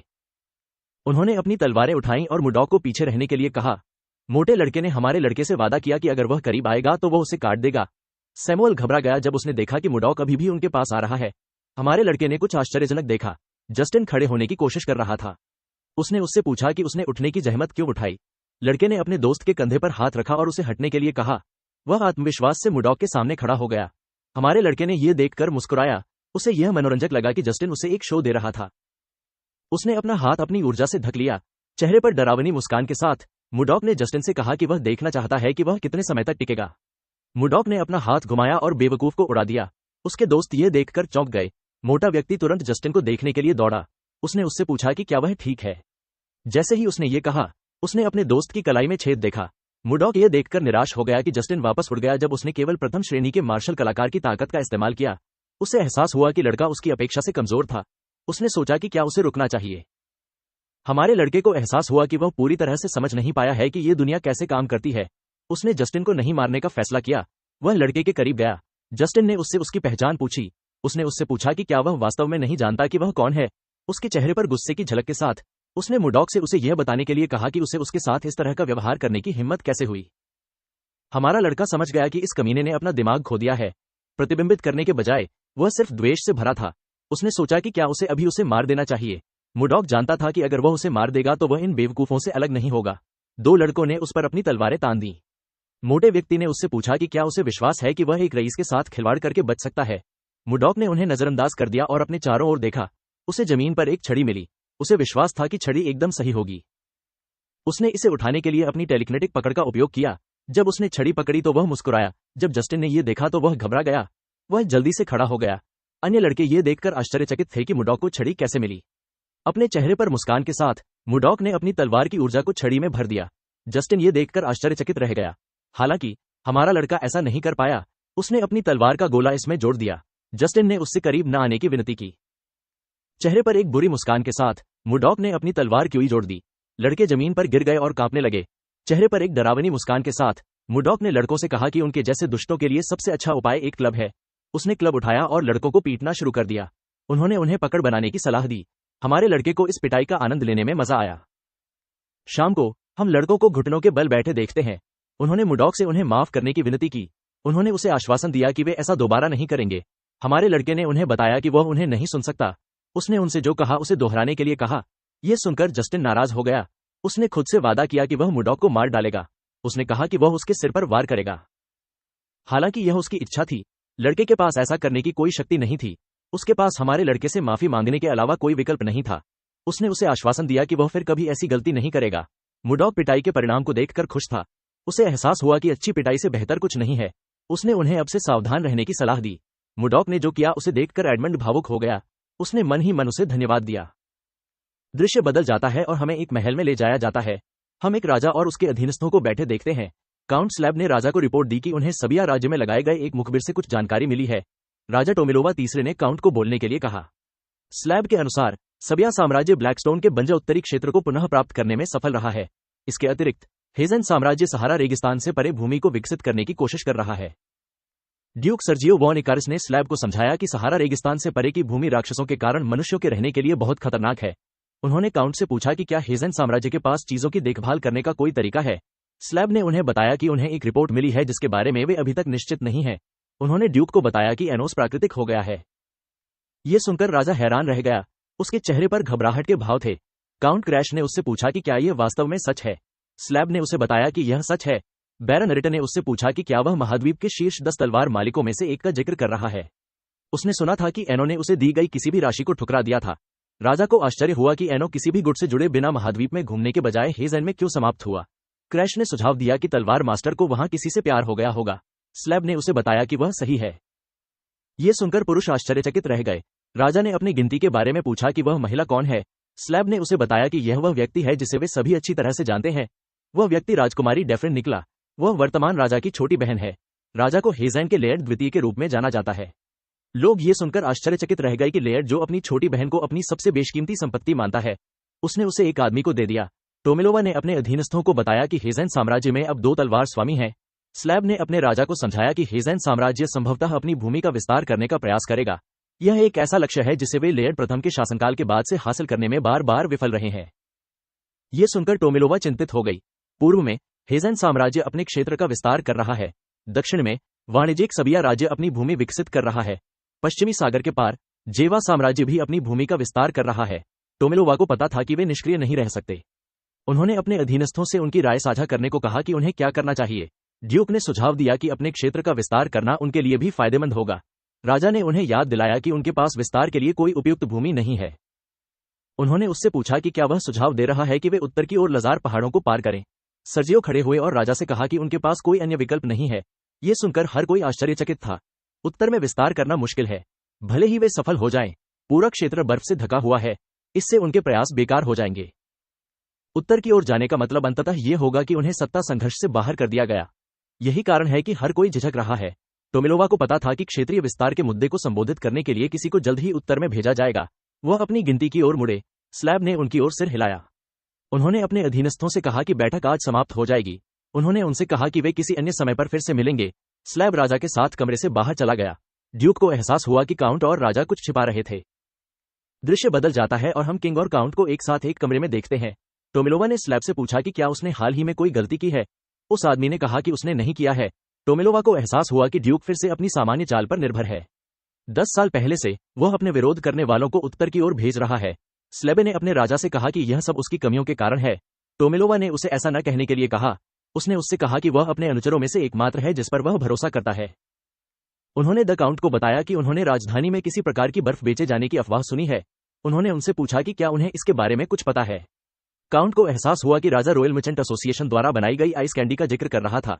टोमिलोवा नाम सुनकर आश्चर्यचकित हो गया। स्लैब ने उसे समझाया कि बर्फ नियमित बर्फ से अलग है। उसने उसे बताया कि इसने अपना नाम इसलिए कमाया क्योंकि यह बहुत मीठा है। राजा ने उस व्यक्ति से पूछा कि ट्रेडिंग कंपनी कितने समय तक खुली रहती है। काउंट ने कहा कि वे रात तक खुले रहते हैं। उसने महसूस किया कि राजा आइस कैंडी का स्वाद चखना चाहता है। उसने राजा को बताया कि वह जल्द ही एक गुप्त सैर पर जाने की योजना बना रहा है। उसने उसे बताया कि वे एक साथ स्टॉक की जांच कर सकते हैं। ये सुनकर टोमिलोवा मुस्कुराई। उसने अपने दिमाग को पढ़ने में सक्षम होने के लिए काउंट की सराहना की। स्लैब ने उसे बताया कि उसकी इच्छाओं को समझना उसका कर्तव्य है। टोमिलोवा ने उनसे पूछा कि वह इस गुप्त सैर पर कब जाने की योजना बना रहे हैं। दृश्य बदल जाता है और हमें मुडॉक के कमरे में ले जाया जाता है। हम देखते हैं कि बच्चे हमारे लड़के से उन्हें जादू सिखाने के लिए विनती कर रहे हैं। हमारा लड़का अपनी आइसक्रीम चाटने ही वाला था। बच्चों ने जो कहा उसे सुनकर वह आश्चर्यचकित रह गया। सबीना ने उससे जबरन घुसने के लिए माफी मांगी। वह जानती थी कि यह अनुचित था। लड़की यह भी जानती थी कि हर कोई जादू नहीं सीख सकता। उसने उससे कहा कि उनके पास इसे सीखने के अलावा कोई विकल्प नहीं है। एनी ने उसे समझाया कि कंपनी को पिछली बार की तरह फिर से खतरे का सामना करना पड़ सकता है। उसने उससे वादा किया कि वह कड़ी मेहनत करेगी। उसने उससे उन्हें सिखाने के लिए विनती की। मुडॉक को बच्चों को दृढ़ निश्चयी देखकर अच्छा लगा। उसने अपनी आइसक्रीम नीचे रखी और उन्हें याद दिलाया कि वह जादू का उपयोग नहीं करता है। लफी ने उससे पूछा कि क्या वह मार्शल आर्ट का उपयोग करता है जैसा कि उसने पहले उल्लेख किया था। हमारे लड़के ने उसे बताया कि उसे यह सही ढंग से याद है। उसने अपनी कुछ ऊर्जा जारी की और उन्हें बताया कि वह बर्फ की सफेद दिव्य हथेली का उपयोग करता है।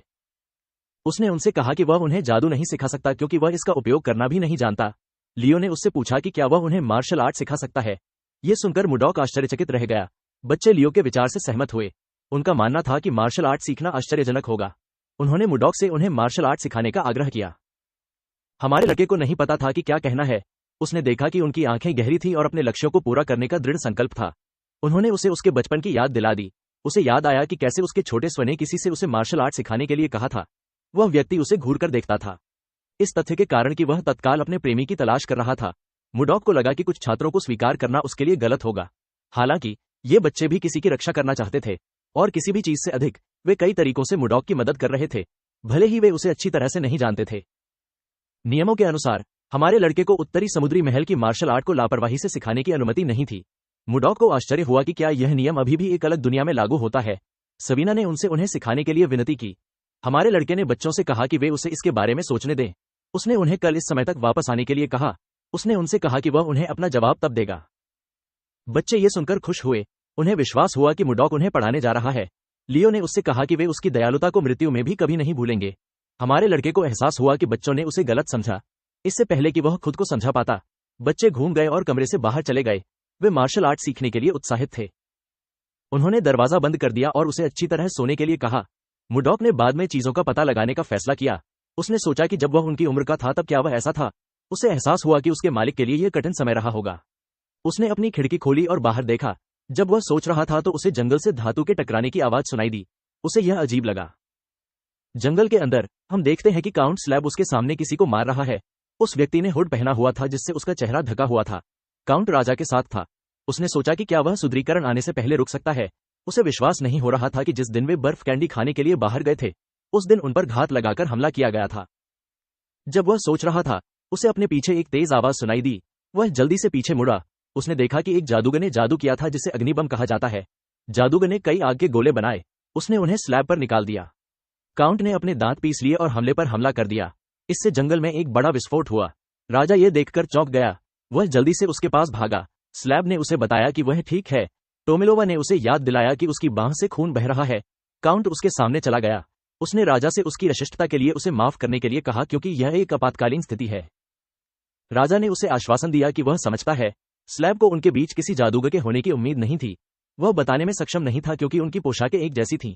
उसने अपने आदमियों को आदेश दिया कि वे अपना संयम न खोएं। उन्होंने उनसे गठन को फिर से संगठित करने के लिए कहा। सैनिकों ने तुरंत उनके आदेश का पालन किया। हत्यारों के नेता ने उनसे एक भी व्यक्ति को जीवित न रहने देने के लिए कहा। हत्यारों में से एक ने कहा कि वह स्लैब का सिर ले लेगा। काउंट ने हत्यारे पर हमला किया और तेजी से उसका सिर काट दिया। अन्य हत्यारे ये देखकर हैरान रह गए कि स्लैब कितना तेज था। वे जल्दी से उस पर हमला करने के लिए दौड़ पड़े। स्लैब ने उनके हमलों को रोक दिया। वह उनमें से एक के करीब गया और उससे पूछा कि उन्हें किसने भेजा है। उस आदमी ने उसे बताया कि उसे जानने की जरूरत नहीं है क्योंकि वह जल्द ही मर जाएगा। स्लैब को एहसास हुआ कि जादुई हमले ने उसके बहुत से लोगों को मार डाला। वह बता सकता था कि इन लोगों का उन्हें जीवित रहने देने का कोई इरादा नहीं था। हालांकि उसे स्थिति पसंद नहीं थी। काउंट जानता था कि उसे हर कीमत पर राजा की रक्षा करनी होगी। राज्य की खातिर उसे ऐसा करना होगा। जादूगर ने अपना हाथ उठाया और एक और हमले का इस्तेमाल करने के लिए तैयार हो गया। स्लैब ने अपने आदमियों को राजा के चारों ओर इकट्ठा होने और उसकी रक्षा करने का आदेश दिया। यह सुनकर जादूगर हंसा। उसने काउंट से कहा कि उसे बहुत देर हो चुकी है। इससे पहले कि वह आदमी हमला कर पाता, किसी ने उस पर बर्फ से हमला कर दिया। यह देखकर हर कोई हैरान रह गया। हत्यारों के नेता ने उस व्यक्ति से उसकी पहचान पूछी। जैसा कि अपेक्षित था, वह व्यक्ति मुडॉक निकला। उसके चेहरे पर मुस्कान थी। हमारे लड़के ने कहा कि वह पकड़ा गया है। मुडॉक पेड़ से कूद गया और नेता के पीछे आ गया। उसने नेता के बगल में एक हत्यारे को मार गिराया। उसने कहा कि वह चांद देखना चाहता था लेकिन हर जगह इतनी तेज आवाज थी कि उसे वहां आना पड़ा। यह सुनते ही नेता तेजी से पीछे मुड़ा, अपने चेहरे पर डरावने भाव के साथ। मुडॉक ने नेता से कहा कि उसे अपनी आइसक्रीम पिघलने से पहले इसे खत्म करना होगा। नेता बता सकता था कि हमारा लड़का खतरनाक था। उसे पता नहीं चला कि वह कब उसके पीछे आ गया। हालांकि उन्हें पकड़ लिया गया था, फिर भी वे संख्या के मामले में श्रेष्ठ थे। वह व्यक्ति राजा को मारना चाहता था और किसी भी बदलाव से बचने के लिए जल्द से जल्द जंगल से बाहर निकलना चाहता था। उसने अपनी तलवार निकाली और मुडॉक पर हमला कर दिया। उसने कहा कि वह हमारे लड़के की देखभाल करेगा। उसने अपने आदमियों को टोमिलोवा को मारने का आदेश दिया। मुडॉक ने अपनी तलवार से उसके हमले को रोक दिया। उसने कहा कि उसने यहां सभी प्रकार की तलवारें देखने की कभी उम्मीद नहीं की थी। उसने अपनी तलवार का उपयोग करके नेता का सम्मान करने का फैसला किया जिसे सुलिन के नाम से जाना जाता है। उसने उस व्यक्ति को अपने पास आने के लिए कहा। यह देखकर नेता नाराज हो गया। उसने मुडॉक पर हमला किया और उससे कहा कि वह जीवित लड़ाई से बाहर नहीं निकलेगा। हमारे लड़के को यह उत्साहजनक लगा। उसने उस आदमी को अपना सर्वश्रेष्ठ करने की सलाह दी। उसने आसानी से उस आदमी के हमले को रोक दिया। नेता ने अपनी दूसरी तलवार निकाली और उस पर हमला करने के लिए इसका इस्तेमाल किया। मुडॉक ने खुद पर दबाव डाले बिना अपने हमलों को टाल दिया।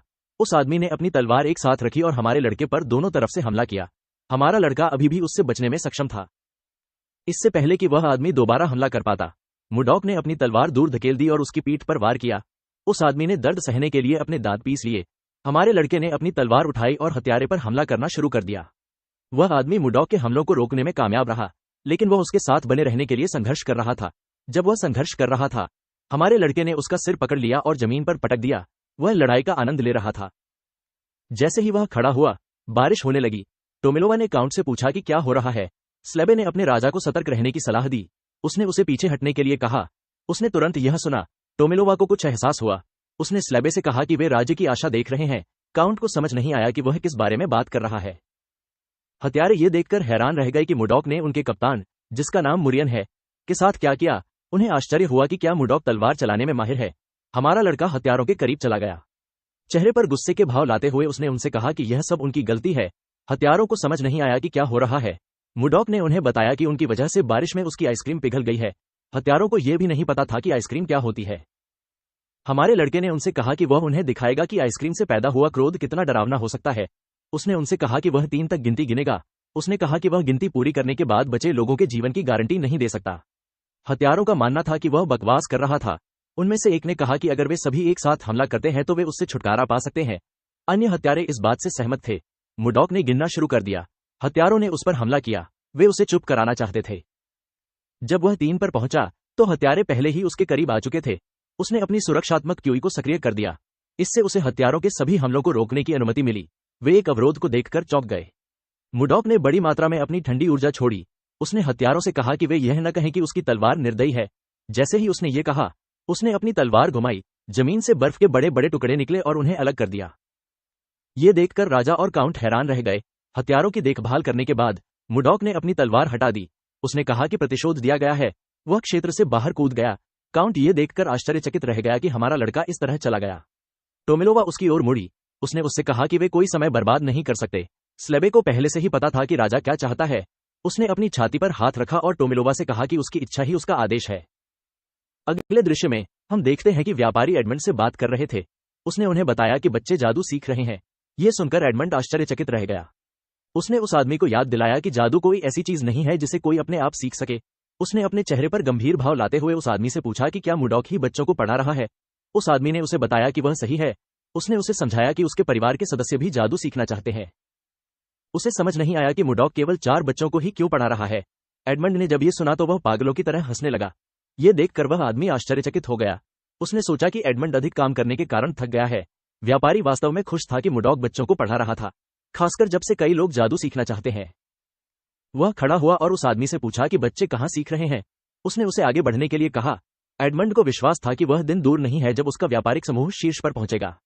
दृश्य बदल जाता है और हम व्यापारी को चेहरे पर मुस्कान के साथ मुडॉक से बात करते हुए देखते हैं। एडमंड ने हमारे लड़के से कहा कि वह सब कुछ जानता है। मुडॉक ने उससे समझाने के लिए कहा कि उसका क्या मतलब है। एडमंड ने उसे बताया कि उसने सुना है कि वह बच्चों को जादू सिखा रहा है। मुडॉक को एहसास हुआ कि यह वही है जिसके बारे में अन्य व्यापारी गपशप कर रहे थे। वह नहीं चाहता था कि उन्हें इसके बारे में पता चले। उसकी आंखों में आंसू के साथ एडमंड ने मुडॉक को धन्यवाद दिया कि वह क्या कर रहा है। उसने उससे कहा कि वह नहीं जानता कि वह उसे कैसे चुका सकता है। जब वे बात कर रहे थे, चार्ल्स उनसे मिलने आए। एडमंड ने उससे पूछा कि क्या कुछ हुआ है। उस आदमी ने कहा कि मुडॉक के लिए एक मेहमान आया है। ये सुनकर हमारा लड़का नाराज हो गया। एडमंड ये सुनकर आश्चर्यचकित हो गया कि मुडॉक के लिए एक मेहमान आया है। मेहमान चार्ल्स के करीब चला गया। एडमंड ने उस आदमी को नहीं पहचाना। युवक अपने घुटनों पर बैठ गया और मुडॉक से उसकी मदद करने की गुहार लगाई। हमारे लड़के ने उसे जाने के लिए कहा। उस आदमी ने उसका पैर पकड़ लिया और उसे बताया कि राजा ने कहा है कि अगर वह उसे महल में लाने में सक्षम नहीं है तो वह खुद आएगा। मुडॉक ने उस आदमी से कहा कि उसके पास उस पर भरोसा करने का कोई कारण नहीं है। एडमंड राजा के बारे में सुनकर आश्चर्यचकित था। हमारे लड़के ने उस आदमी के चेहरे पर मारने के लिए अपने पैर का इस्तेमाल किया। नौकर ने उससे राजा के निमंत्रण को अस्वीकार न करने की विनती की। मुडॉक ने धीरे से उस आदमी के हाथ से अपना पैर हटा लिया। उसने उससे पूछा कि वह हमेशा दूसरों को परेशान करने के लिए इस जगह पर क्यों आता है। वह आगे बढ़ा और उस आदमी को अपना समय बर्बाद करना बंद करने की सलाह दी। उसने उसे जाने के लिए कहा। मुडॉक इस तरह की चीजों में शामिल नहीं होना चाहता था क्योंकि उसने नहीं सोचा था कि इससे उसे हवाइयों के बारे में कोई सुराग मिलेगा। जैसे ही वह आगे बढ़ा, हमारे लड़के ने अपने हार पर नजर डाली। उसे किसी के साथ हुई बातचीत याद आ गई। दृश्य बदल जाता है और हमें अतीत में ले जाया जाता है। हम एक आदमी को मुडॉक से भीख मांगते हुए देखते हैं। हमारे लड़के ने उस आदमी से कहा कि उसे कोई दिलचस्पी नहीं है। उसने उसे समझाया कि उसने 3 साल में पूरा गैंगबुक हासिल कर लिया है। उसने कहा कि केंद्रीय मैदान के लोग जल्द ही उनकी तलाश में आएंगे। उसने उस आदमी से उसे यह बताने के लिए कहा कि उन्हें घिनौने कमीनों के साथ बातचीत करने की आवश्यकता क्यों है। मूवियों ने उसे समझाया कि ऐसी स्थितियां होती हैं जहां एक व्यक्ति अपनी ताकत दिखाता है और कई बार ऐसा भी होता है जब कोई व्यक्ति कुछ नहीं करता है। उसने मुडॉक से कहा कि यह दूसरों को दिखाने का समय है कि उत्तरी समुद्री महल केवल क्रूर बल के बारे में नहीं है। उसने हमारे लड़के को आश्वासन दिया कि यदि यह विधि काम नहीं करती है तो वे फिर से अपनी शक्ति दिखा सकते हैं। उसने उससे कहा कि वह बातचीत की जिम्मेदारी लेगा। यह सुनकर मुडॉक मुस्कुराया।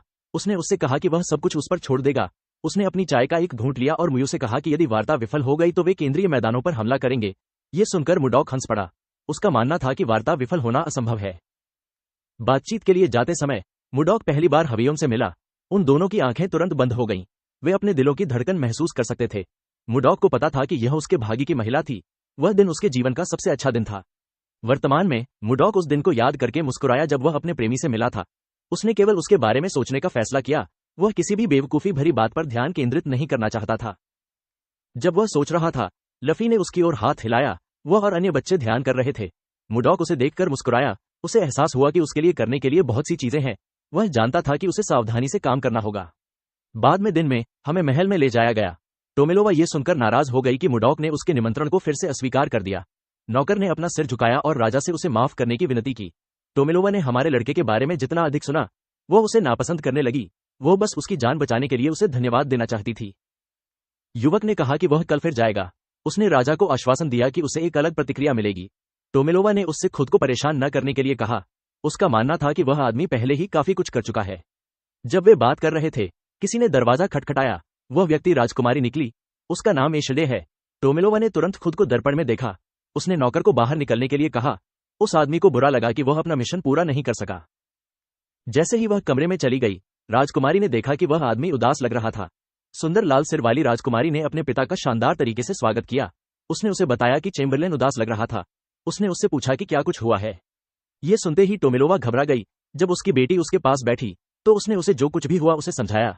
एशले ये सुनकर हैरान रह गई कि उसके पिता पर क्या बीत रही थी। वह जल्दी से खड़ी हुई और उससे पूछा कि क्या वह ठीक है। टोमिलोवा ने उसके हाथ पकड़ लिए। उसने उसे आश्वासन दिया कि वह ठीक है। उसने उसे इसके बारे में चिंता न करने के लिए कहा। एशले वापस बैठ गई। उसने टोमिलोवा से पूछा कि क्या उसे पता है कि मुडॉक ने उसका निमंत्रण क्यों अस्वीकार कर दिया। राजा ने कहा कि उसे कोई जानकारी नहीं है। उसने अपनी बेटी को बताया कि वह हमारे लड़के को अपने पास रखना चाहता है क्योंकि वह बहुत कुशल है। दुर्भाग्य से मुडॉक उसके सम्मान का जवाब नहीं दे रहा था। एशले का मानना था कि हमारा लड़का एक महान व्यक्ति होना चाहिए ताकि उसके पिता उसमें दिलचस्पी ले सकें। टोमिलोवा ने अपना सिर हिलाया। उसने अपनी बेटी से पूछा कि क्या वह रॉयल ट्रेडिंग कंपनी द्वारा बनाई गई बर्फ और आइसक्रीम के बारे में जानती है। एशले ने कहा कि उसने भी आइसक्रीम का स्वाद चखा है। उसके पिता ने उसे बताया कि मुडॉक ही वह व्यक्ति है जिसने वह बर्फ बनाई है। ये सुनकर एशले आश्चर्यचकित रह गई। टोमिलोवा ने उसे समझाया कि जब उसे पता चला कि बर्फ हमारे लड़के ने बनाई है तो वह लालची महसूस करने लगा। एशले अपने पिता को पूरी तरह से समझ गई। उसे वह एहसास याद आया जो उसे पहली बार आइसक्रीम चखने पर मिला था। वह कोशिश करने पर भी इस एहसास को नहीं भूल पाई। महिला ने खिड़की से बाहर देखा। उसे यह दिलचस्प लगा कि आइसक्रीम बनाने वाला जादूगर वही है जिसे उसके पिता ढूंढ रहे हैं। उसे आश्चर्य हुआ कि हमारा लड़का कौन था। जब वह सोच रही थी, उसने देखा कि दो बच्चे खुशी खुशी अपनी आइसक्रीम चाट रहे हैं। एशले ने सोचा कि क्या उसे इस अवसर का उपयोग मुडॉक से व्यक्तिगत रूप से मिलने के लिए करना चाहिए। अगले दृश्य में हम मुडॉक को बच्चों को ध्यान करते हुए देखते हैं। वह उन्हें केवल आधे महीने से पढ़ा रहा है, लेकिन वे पहले ही उस स्तर पर पहुंच चुके थे जहां वे क्यूई उत्सर्जित कर सकते हैं। हमारा लड़का ये देखकर आश्चर्यचकित नहीं हुआ। क्यूई की सघनता यहाँ केंद्रीय मैदानों की तुलना में बहुत अधिक है। उसने अपने हाथ एक साथ रखे और बच्चों को रुकने के लिए कहा। उसने उन्हें बताया कि वे मन को ठीक से नियंत्रित कर सकते हैं।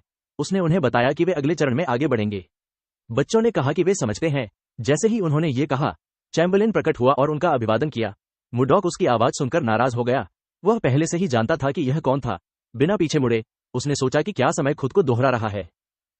जब हमारा लड़का मुड़ा तो उसने हुड पहने एक महिला को उनके करीब आते देखा, क्योंकि चैम्बरलेन सुबह नहीं आई थी। मुडॉक को लगा कि वह बिल्कुल नहीं आएगा। उसने उस आदमी से पूछा कि वह दोबारा क्यों आया। उसने तुरंत ये कहा। उसका हार चमकने लगा। हमारा लड़का ये देखकर चौंक गया। उसने तुरंत अपना सिर ऊपर उठाया। उसके सामने वाली महिला ने अपना हुड उतार दिया। वह राजकुमारी निकली। चेहरे पर मुस्कान के साथ महिला ने उसका स्वागत किया और अपना परिचय ड्रेक साम्राज्य की राजकुमारी के रूप में दिया। मुडॉक को तुरंत पता चल गया कि उसने उसे ढूंढ लिया है। उसे यकीन था कि वह हवेयोन के पुनर्जन्म वाले शरीर को देख रहा था। दृश्य बदल जाता है और हमें स्टो में ले जाया जाता है। एशले ने हमारे लड़के से कहा कि उसने सुना है कि उसने उसके पिता की जान कैसे बचाई। मुडॉक ने कहा कि यह अभी हुआ। राजकुमारी असभ्य उत्तर सुनकर आश्चर्यचकित थी। उसने जबरदस्ती खुद को मुस्कुराया। उसने मुडॉक को बताया कि उसके पिता ने उसे अपना आभार व्यक्त करने के लिए महल में आमंत्रित किया है। उसने उसे सर जादुई तलवारबाज के रूप में संदर्भित किया और उससे पूछा कि उसने निमंत्रण क्यों अस्वीकार कर दिया। उसने कहा कि उसने 2 से अधिक बार निमंत्रण अस्वीकार कर दिया है। उसने सुना है कि उसने हर बार इसे ठंडे तरीके से अस्वीकार कर दिया। मुडॉक ने केवल हवेयोन का चेहरा देखा जब वह बात कर रही थी। यहां तक कि एशले की गुस्से वाली अभिव्यक्ति और उसका लहजा बिल्कुल हवायोन की तरह था। हमारे लड़के को यकीन था कि वह अपने प्रेमी को देख रहा था। राजकुमारी ने देखा कि मुडॉक कुछ नहीं कह रहा था। उसने उसे बुलाया। मुडॉक वास्तविकता में वापस आ गया जब उसने उसकी आवाज सुनी। उसने उससे कहा कि वह महल में आएगा। उसने उससे पूछा कि वह उसे किस दिन आना चाहिए। राजकुमारी वास्तव में हमारे लड़के के साथ बहस करने वाली थी। वह ये सुनकर चौंक गई कि उसने निमंत्रण स्वीकार कर लिया है। वह कुर्सी से खड़ी हो गई। मुडॉक ने अपना कप नीचे रखा। उसने उसे याद दिलाया कि वह उसे आमंत्रित करने आई थी। राजकुमारी को एहसास हुआ कि वह सही था। वह वापस बैठ गई और उसे बताया कि वह सही है। मुडॉक ने उससे यह बताने के लिए कहा कि उसे महल में कब आना चाहिए। एशले ने उसे सुबह 11 बजे तक वहां पहुंचने के लिए कहा। महिला वास्तव में इस बात से नाराज थी कि मुडॉक ने आसानी से निमंत्रण स्वीकार कर लिया। उसने मान लिया कि उसे मनाना होगा। वह खड़ी हुई और उससे कहा कि उसे जाना है। मुडॉक ने अपनी मुट्ठी बंद कर ली और खुद से कहा कि जब वह कल महल जाएगा तो वह उसे देखेगा। हमारे लड़के की एकमात्र समस्या ये थी कि एशले एक राजकुमारी है। उसे देश में सर्वोच्च दर्जा प्राप्त है। मुडॉक को आश्चर्य हुआ कि वह उसके करीब कैसे आएगा और उससे शादी करेगा। उसे याद आया कि उसके पिछले जन्म में उसके पिता ने उसे मार डाला था क्योंकि वह उससे प्यार करती थी। इस समस्या से बचने के लिए मुडॉक को एहसास हुआ कि उसे हर चीज की सावधानीपूर्वक योजना बनाने की जरूरत है। सही योजना बनाने के लिए मुडॉक को पता था कि उसे एडमंड की मदद की आवश्यकता होगी। दृश्य बदल जाता है और हम देखते हैं कि जब एडमंड ने मुडॉक से शादी का जिक्र सुना तो वह चौंक गया। हमारे लड़के ने उसे बताया कि वह राजकुमारी से शादी करने की योजना बना रहा है। एडमंड ने उससे पूछा कि क्या वह पागल है। उसकी आवाज में डरावने स्वर थे। मुडॉक ने उससे जो कहा उसे दोहराने के लिए कहा। व्यापारी भयभीत हो गया। हमारे लड़के ने शांत रहने का फैसला किया। उसने एडमंड से उसे यह बताने के लिए कहा कि वह क्यों सोचता है कि यह एक बुरा विचार है। उस व्यक्ति ने उसे बताया कि इशडे रानी स्वान की एकमात्र संतान है। दुर्भाग्य से रानी की मृत्यु हो चुकी है। इशडे एकमात्र वैध उत्तराधिकारी है और सिंहासन के लिए प्रथम दावेदार है। उसने हमारे लड़के से कहा कि उसके जैसे किसी व्यक्ति के लिए जिसके पास कोई उचित स्थिति नहीं है, राजकुमारी से शादी करने के बारे में सोचने का कोई मतलब नहीं है। यह सुनकर मुडॉक नाराज हो गया। एडमंड ने उसे समझाया कि राजकुमारी का जीवन साथी बनने के लिए उसे दूसरे देश का राजकुमार बनना होगा। भले ही वह एक राजकुमार नहीं है, उसे कम से कम एक उच्च कोटि के कुलीन परिवार से आना चाहिए। मुडॉक ने समझा कि उसे राजकुमारी के बराबर दर्जा प्राप्त करने या बड़ी प्रतिष्ठा हासिल करने की आवश्यकता है। उसे अपनी शादी की योजना में सहायता के लिए ऐसा करने की आवश्यकता है। एडमंड ने उससे कहा कि अगर वह कुछ महत्वपूर्ण हासिल करता है तो उसे एक मौका मिल सकता है। मुडॉक उठ खड़ा हुआ। उसने इसे एक मौका देने का फैसला किया। व्यापारी ने उसे जाने से पहले रोका। उसने उससे पूछा कि क्या वह उन नियमों को जानता है जिनका उसे महल में पालन करना चाहिए। हमारा लड़का ये सुनकर आश्चर्यचकित था कि पालन करने के लिए नियम है। एडमंड बता सकता था कि उसे नहीं पता था। वह अपने शेल्फ के करीब गया और कुछ किताबें निकाली। उसने उचित शिष्टाचार के बारे में बात करने वाली किताबें अपनी मेज पर रख दी। मुडॉक अपने सामने इतनी सारी किताबें देखकर चौंक गया। एडमंड को पता था कि अगर हमारे लड़के को इस तरह जाने दिया गया तो वह गलती कर सकता है। यह गलती उनके व्यवसाय को प्रभावित कर सकती है। चेहरे पर मुस्कान के साथ उस व्यक्ति ने मुडॉक को आश्वासन दिया कि वह उसे पूरी तरह से शिक्षित करेगा। हमारे लड़के को समझ नहीं आया कि वह आदमी उत्साहित क्यों लग रहा था। उसने एक किताब उठाई और एडमंड को उसकी देखभाल करने के लिए कहा। मुडॉक को पूरी रात एडमंड का व्याख्यान सुनने के लिए मजबूर होना पड़ा। अगले दिन हम मुडॉक को दर्पण के सामने कपड़े पहनते हुए देखते हैं। वह वास्तव में अच्छे कपड़ों में दुकान से बाहर निकला। उसने महल की ओर जाने का फैसला किया। दृश्य बदल जाता है और हम देखते हैं कि हमारा लड़का महल में आया। उसने राजा का शानदार तरीके से स्वागत किया। राजा ने एक उज्जवल मुस्कान के साथ उसका स्वागत किया। मुडॉक ने चारों ओर देखा। उसे कुछ अजीब लगा। अधिकारी कमरे में थे। हमारे लड़के ने सोचा कि वह राजा के साथ एक निजी बैठक करने जा रहा है। उसे समझ नहीं आया कि वे इतने सारे लोग क्यों थे। इशडे ने धीरे से हमारे लड़के को फुसफुसाया। उसने उससे माफी मांगी। उसका इस तरह से किसी दिन अपॉइंटमेंट शेड्यूल करने का इरादा नहीं था। वह कितनी घबराई हुई थी। मुडॉक बता सकती थी कि वह झूठ नहीं बोल रही थी। ड्यूक के बगल में उसका बेटा था। जस्टिन ने राजकुमारी से पूछा कि हमारा लड़का वहां क्यों था। मुडॉक ने उस लड़के को उस छोटे बेवकूफ के रूप में याद किया जिसकी उसने पिटाई की थी। हमारा लड़का मुस्कुराया और जस्टिन की ओर देखा।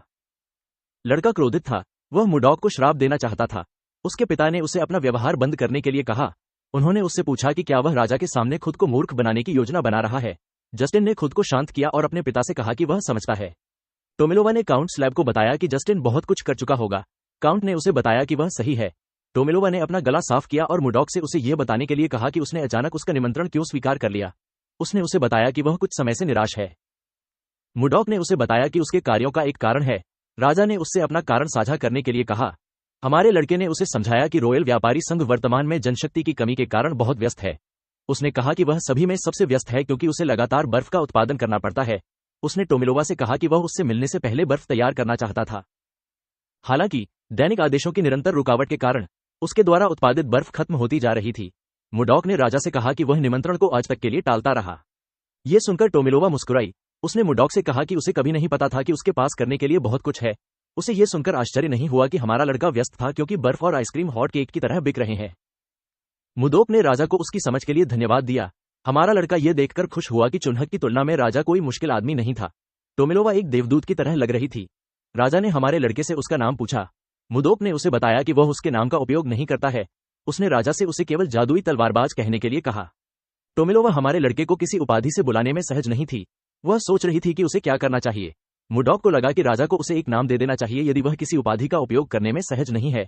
एशडे ने वास्तव में अपने पिता से कहा कि वह व्यक्तिगत रूप से मुडॉक को एक नाम दे सकते हैं। टोमिलोवा ये सुनकर आश्चर्यचकित रह गई। एशडे ने उसे समझाया कि वह हमारे लड़के को एक उपाधि दे सकती है। ड्यूक ये सुनकर आश्चर्यचकित हुआ। टोमिलोवा भी यह सुनकर आश्चर्यचकित हुई। राजकुमारी ने उसे बताया कि एक उपाधि किसी ऐसे व्यक्ति के लिए एक आदर्श पुरस्कार है जिसने उसकी जान बचाई। ये सुनकर ड्यूक एक कारस मुस्कुराए। उन्होंने राजकुमारी से कहा कि वह सही है। उन्होंने कहा कि यह एक शानदार विचार है। उनका मानना है कि यह उस व्यक्ति के लिए एक उचित इनाम है जिसने उनके राजा को बचाया। उन्होंने कहा कि उन्हें मुडॉक के इस अच्छे काम का सम्मान करने की आवश्यकता है। उन्होंने राजकुमारी से कहा कि उनका विचार वास्तव में उत्कृष्ट है। एशडे ने अनिच्छा से ड्यूक को उनकी प्रशंसा के लिए धन्यवाद दिया। उन्हें ड्यूक को उनकी प्रशंसा करते हुए देखना अजीब लगा। टोमिलोवा ने उन्हें बताया कि वे सही हैं। उन्होंने कहा कि वह अपने उपकारक की ओर से आंखें नहीं मूंद सकते। वह खड़ा हुआ और मुडॉक से कहा कि वह उसे एक उपाधि देगा। उसने एक तलवार पकड़ ली। उसने कहा कि जब उसने हमारे लड़के को उसे बचाते देखा तो एक शब्द उसके दिमाग में आया। टोमिलोवा ने मुडॉक को अपने करीब आने के लिए कहा। हमारा लड़का उसके करीब चला गया और घुटनों के बल बैठ गया। हालांकि उसे यह पसंद नहीं था कि वह घुटनों के बल बैठा था, लेकिन उसे इससे कोई फर्क नहीं पड़ता जब तक कि वह अपने सपनों की महिला से शादी नहीं कर लेता। टोमिलोवा ने तलवार को म्यान से बाहर निकाला। उसने मुडॉक को वह बहादुर बताया जिसने बिना किसी हिचकिचाहट के उसकी और अपने अनुचरों की जान बचाई। उसने हमारे लड़के के कंधे पर तलवार रखी और उसे ब्लिजार्ड नाम के साथ बैरोनेट की उपाधि दी। मुडॉक को याद आया कि इस दुनिया में बर्फीला तूफान का मतलब बर्फीला तूफान है। टोमिलोवा ने मुडॉक को बताया कि उसने उसे अपना नाम भविष्य की पीढ़ियों तक पहुंचाने की अनुमति दी है जब तक कि ड्रेक साम्राज्य मौजूद है। उसने मुडॉक को बैरोनेट ब्लिजार्ड के रूप में संदर्भित किया और उसे उठने के लिए कहा। राजा ने मुडॉक के कंधे पर अपना हाथ रखा। उसने उससे कहा कि अगर वह उसे नहीं बचाता तो वह ऐसा करने के लिए वहां नहीं होता। उसने उसे बचाने के लिए हमारे लड़के को धन्यवाद दिया।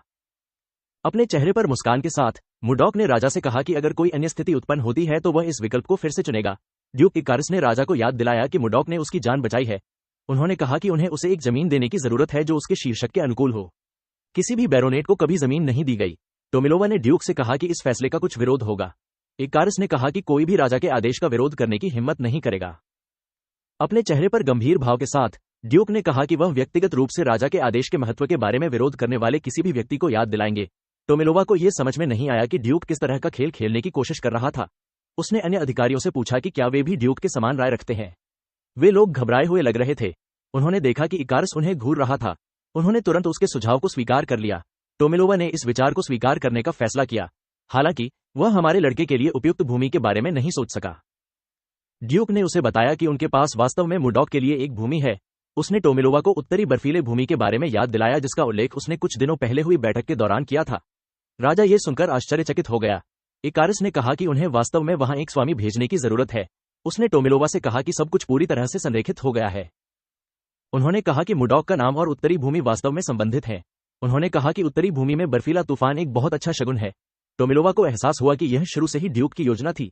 वह अपने बेटे और उसके आत्मसम्मान को चोट पहुंचाने के लिए मुडॉक से भुगतान कराना चाहता था। वह पहले से ही जानता था कि कुछ अजीब था जब इकारिस ने सुझाव दिया कि वे हमारे लड़के को एक उपाधि दें। एशडे को विश्वास नहीं हो रहा था कि वे मुडॉक को उत्तरी भूमि पर भेजना चाहते थे। हमारे लड़के को आश्चर्य हुआ कि क्या वे वास्तव में उसे वहां भेजेंगे और उसे स्वामी बनाएंगे। वह बता सकता था कि ड्यूक उसे अपने बेटे की वजह से राजधानी से बाहर खींचना चाहता था। हमारा लड़का वास्तव में खुश था। उसे मना करने का कोई कारण नहीं दिख रहा था क्योंकि वे उसे जमीन की पेशकश कर रहे थे।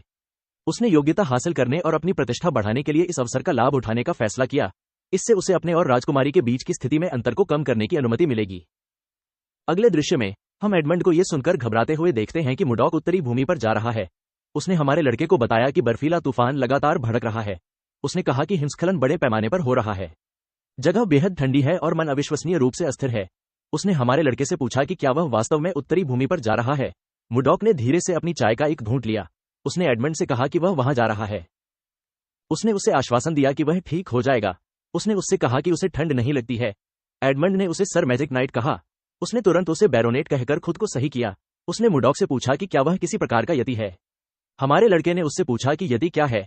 एडमंड के अनुसार यति एक पौराणिक जनजाति का प्राणी है जिसके बारे में कहा जाता है कि यह केवल उत्तरी भूमि में ही रहता है।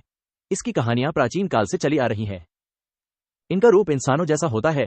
ये लगभग 3 मीटर लंबे होते हैं और इनके शरीर की ताकत का तो मजाक ही नहीं उड़ाया जा सकता। इन्हें ठंड नहीं लगती और ये बहुत हिंसक माने जाते हैं। मुडॉक ने उस आदमी से कहा कि उसे उसकी कहानी दिलचस्प लगती है। एडमंड ने कहा कि यह एक किंवदंती हो सकती है क्योंकि किसी ने कभी येती को नहीं देखा है। उसने हमारे लड़के को बताया कि लोग कहते हैं कि उत्तरी भूमि के लोग योद्धा हैं जो 100 लोगों को हराने में सक्षम है। इस वजह से वे शासित होने से नफरत करते हैं और नेताओं को स्वीकार करने से इनकार करते हैं। ये सुनकर मुडॉक हंसे। वह खड़े हुए और कहा कि चीजें दिलचस्प होंगी। एडमंड को इस जवाब की उम्मीद नहीं थी। हमारे लड़के ने उन्हें समझाया कि अगर उन्हें उत्तरी लोगों से मान्यता मिलेगी तो उनकी प्रसिद्धि बढ़ेगी। एडमंड का मानना था कि यह बहुत मुश्किल काम था। जब हमारे लड़के ने दरवाजा खोला तो उसने कुछ आश्चर्यजनक देखा। उसने देखा कि उसके छात्र बाहर उसका इंतजार कर रहे थे। उनकी आंखों में आंसू भरे हुए थे। अगले दृश्य में हम मुडॉक को सवीना और लियो से बात करते हुए देखते हैं। हमारे लड़के ने उनके अनुरोध को अस्वीकार कर दिया। उसने उन्हें बताया कि उत्तरी भूमि उन जैसे लोगों के लिए एक खतरनाक जगह है जिन्होंने मुश्किल से मार्शल आर्ट सीखना शुरू किया है। सवीना ने अपने मालिक को समझाया कि उन्हें अभी भी बहुत सी चीजें सीखनी है। उसने उनसे यह बताने के लिए कहा कि उनके जाने के बाद उन्हें कौन सिखाएगा। लियो लड़की से सहमत हो गया। सबीना ने अपना सिर झुकाया और उनसे विनती की कि वह उन्हें अपने पीछे चलने की अनुमति दे। ये देखकर लियो आश्चर्यचकित हो गया। उसने जल्दी से लड़की की नकल की। इससे पहले कि मुडॉक उन्हें डांट पाता, उसने अपने पीछे किसी को देखा। उसने राजकुमारी को देखा। एशेडे ने उसका स्वागत किया। हमारे लड़के को आश्चर्य हुआ कि वह क्यों आई थी। उसने उससे कहा कि वह अच्छी नहीं दिखती है। उसने उससे पूछा कि क्या कुछ गड़बड़ है। एशेडे ने उससे कहा कि वे बच्चों को भेजने के बाद बात कर सकते हैं। मुडॉक जल्दी से पीछे मुड़ा और अपने छात्रों को जाने के लिए कहा। सबीना और लियो को एहसास हुआ कि यह उनका अवसर था। सबीना ने अपने मास्टर से पूछा कि क्या वह उनका अनुरोध स्वीकार करेंगे। ये सुनकर मुडॉक चौंक गया। लियो ने उससे कहा कि जवाब देने के बाद वे चले जाएंगे। मुडॉक ने अपने छात्रों के कष्टप्रद अनुरोध को स्वीकार करने का फैसला किया। बच्चे ये सुनकर बहुत खुश हुए कि वे उसका अनुसरण करने जा रहे थे। वे जयकार करने लगे। सबीना ने सिर झुकाया और अपने गुरु को धन्यवाद दिया। हमारे लड़के ने उसे जाने के लिए कहा। एशेडे ने मुडॉक को बताया कि उसके शिष्य बहुत जीवंत हैं। हमारे लड़के ने कहा कि यह उनकी विद्रोही आत्माएं हैं जो जीवंत हैं। ये सुनकर राजकुमारी हंस पड़ी। हमारा लड़का ये देखकर खुश हुआ। उसने उससे पूछा कि क्या वह अब बेहतर महसूस कर रही है। चेहरे पर उदासी के साथ एशेडे ने मुडॉक से माफी मांगी। उसने कहा कि उसने कभी नहीं सोचा था कि उसके पिता उसे एक उपाधि देंगे जो उसे उत्तरी भूमि पर भेजेगी। हमारा लड़का वास्तव में माफी सुनकर खुश हुआ। उसने सोचा कि एशेडे बिल्कुल हवेयोन जैसा दिखता है। हालांकि उन दोनों में एक ही दयालुता थी। उसे याद आया कि हवेयोन ने वास्तव में अपने पिता के व्यवहार के कारण अतीत में उससे माफी मांगी थी। उसने ये भी कहा कि यह उसकी गलती थी। मुडॉक ने एशेडे को चिढ़ाने का फैसला किया। उसने कहा कि अगर उसे उपाधि नहीं मिलती तो उसे उत्तरी भूमि पर नहीं जाना पड़ता। एशेडे ये सुनकर आश्चर्यचकित हो गई। उसके चेहरे पर उदासी के भाव के साथ लड़की ने कहा कि यह उसकी गलती है। मुडॉक को यह अच्छा लगा कि वह जिम्मेदारी ले रही थी। उसने उससे कहा कि माफी से यह तथ्य नहीं बदलेगा कि उसे अभी भी उत्तरी भूमि पर जाना है। एशेडे को बुरा लगने लगा। उसने उससे पूछा कि क्या ऐसा कुछ है जो वह उसके मन को शांत करने के लिए कर सकती है। हमारे लड़के ने कहा कि यह अच्छा होगा यदि उसे कोई भाग्यशाली आकर्षण या ताबीज मिले। राजकुमारी ने उससे पूछा कि लकी चार्म क्या होता है। मुडॉक उसके करीब आया और उसे पकड़ लिया। उसने उसे बताया कि लकी चार्म दूसरे व्यक्ति के लिए वास्तविक चिंता से भरा चुंबन है। एशेडे चिल्लाई जब उसने हमारे लड़के को अपने करीब देखा। मुडॉक को एहसास हुआ कि उसने उसे बहुत परेशान किया है। वह पीछे मुड़ा और उससे कहा कि उसे अपने प्रस्थान के लिए तैयार होने की जरूरत है। उसने उससे जो कहा उसे भूल जाने के लिए कहा। एशेडे ये देखकर नाराज हो गई कि वह जो कहना चाहता था उसे कहने के बाद जाने वाला था। उसे विश्वास था कि वह असभ्य हो रहा था। जब उसने मुडॉक की पीठ पर नजर डाली तो उसने उसे अलग अलग कपड़ों में देखा। वे वही कपड़े थे जो उसने अपनी पिछली दुनिया में पहने थे। राजकुमारी को अपने दिल में कुछ अद्भुत महसूस हुआ। उसने मुडॉक को इंतजार करने के लिए कहा। हमारा लड़का मुड़ा और उससे पूछा कि क्या कुछ गड़बड़ है। एशेडे उसके पास गई और उसे करीब से देखा। उसे आश्चर्य हुआ कि क्या वह चीजों की कल्पना कर रही थी। मुडॉक के कार्यों के बारे में कुछ उसे परिचित लगा। उसने हमारे लड़के से कहा कि वह यह करेगी। वह यह सुनकर हैरान रह गया। जब उसने ये कहा तो वह बहुत गंभीर नहीं था। उसने कभी भी उससे इस तरह की प्रतिक्रिया की उम्मीद नहीं की थी। उसने उसे आश्वासन दिया कि वह ठीक है। उसने कहा कि वह किसी को भी वह काम करने के लिए मजबूर नहीं करना चाहता जो वह नहीं करना चाहता। इससे पहले कि वह और कुछ कह पाता, राजकुमारी ने उसके कपड़े खींचे और उसे अपने पास खींच लिया। उसने उसे होठों पर एक चुंबन दिया। हमारा लड़का उसके होठों को महसूस करके चौंक गया। जैसे ही वह पीछे हटी, उसने अपने सिर को ढकने के लिए अपने होठ का उपयोग किया। वह काफी घबरा गई थी। वह जल्दी से भाग गई। मुडॉक बस एक बेवकूफ की तरह वहीं खड़ा रहा। उसे विश्वास नहीं हो रहा था कि उसने अभी अभी राजकुमारी को चूमा है। उसने खुद को संभाला और कहा कि उसे सफल होकर वापस लौटना है। दृश्य बदल जाता है और हमें बहुत ठंडी उत्तरी भूमि पर ले जाया जाता है। एक बार में लोग इस बारे में बात करते हैं कि उन्हें एक नया स्वामी कैसे मिला है।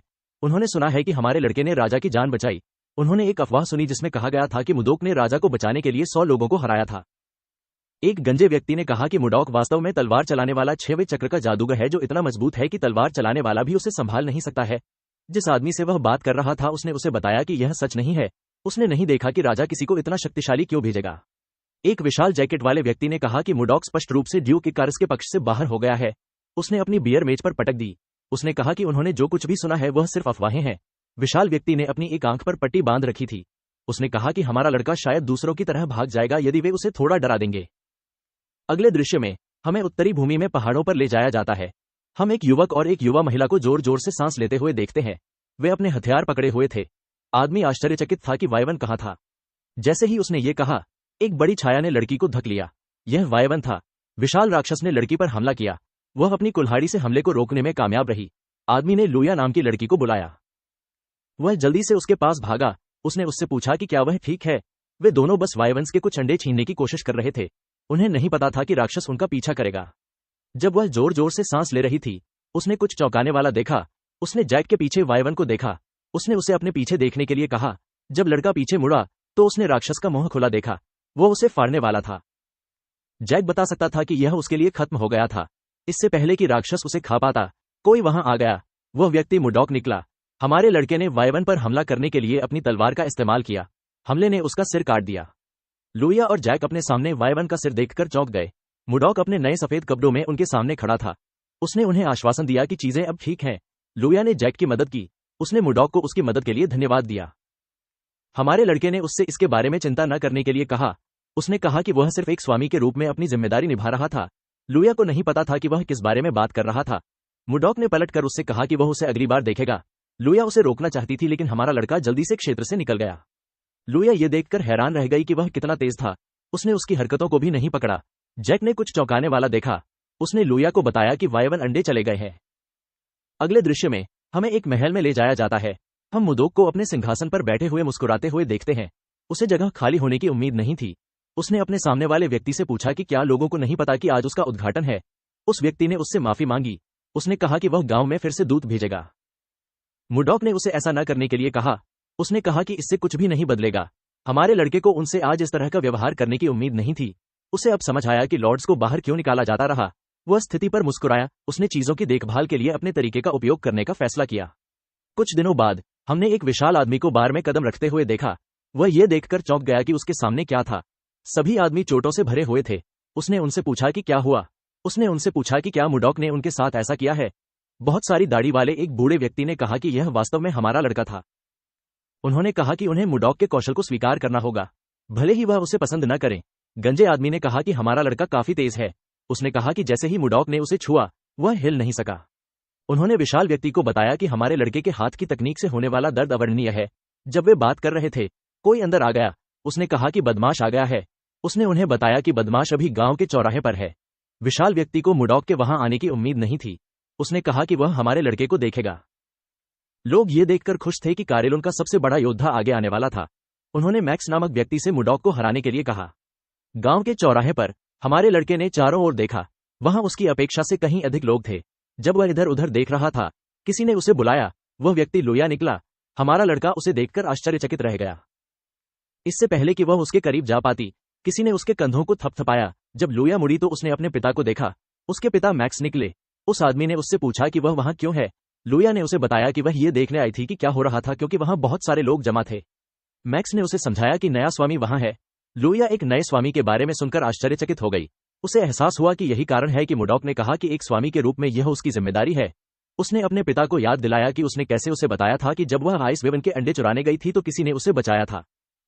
मैक्स को तुरंत एहसास हुआ कि उनके नए स्वामी ने उसकी बेटी की जान बचाई। इससे उसके लिए चीजें जटिल हो गईं। वह अपनी बेटी के उद्धारकर्ता से नहीं लड़ सका।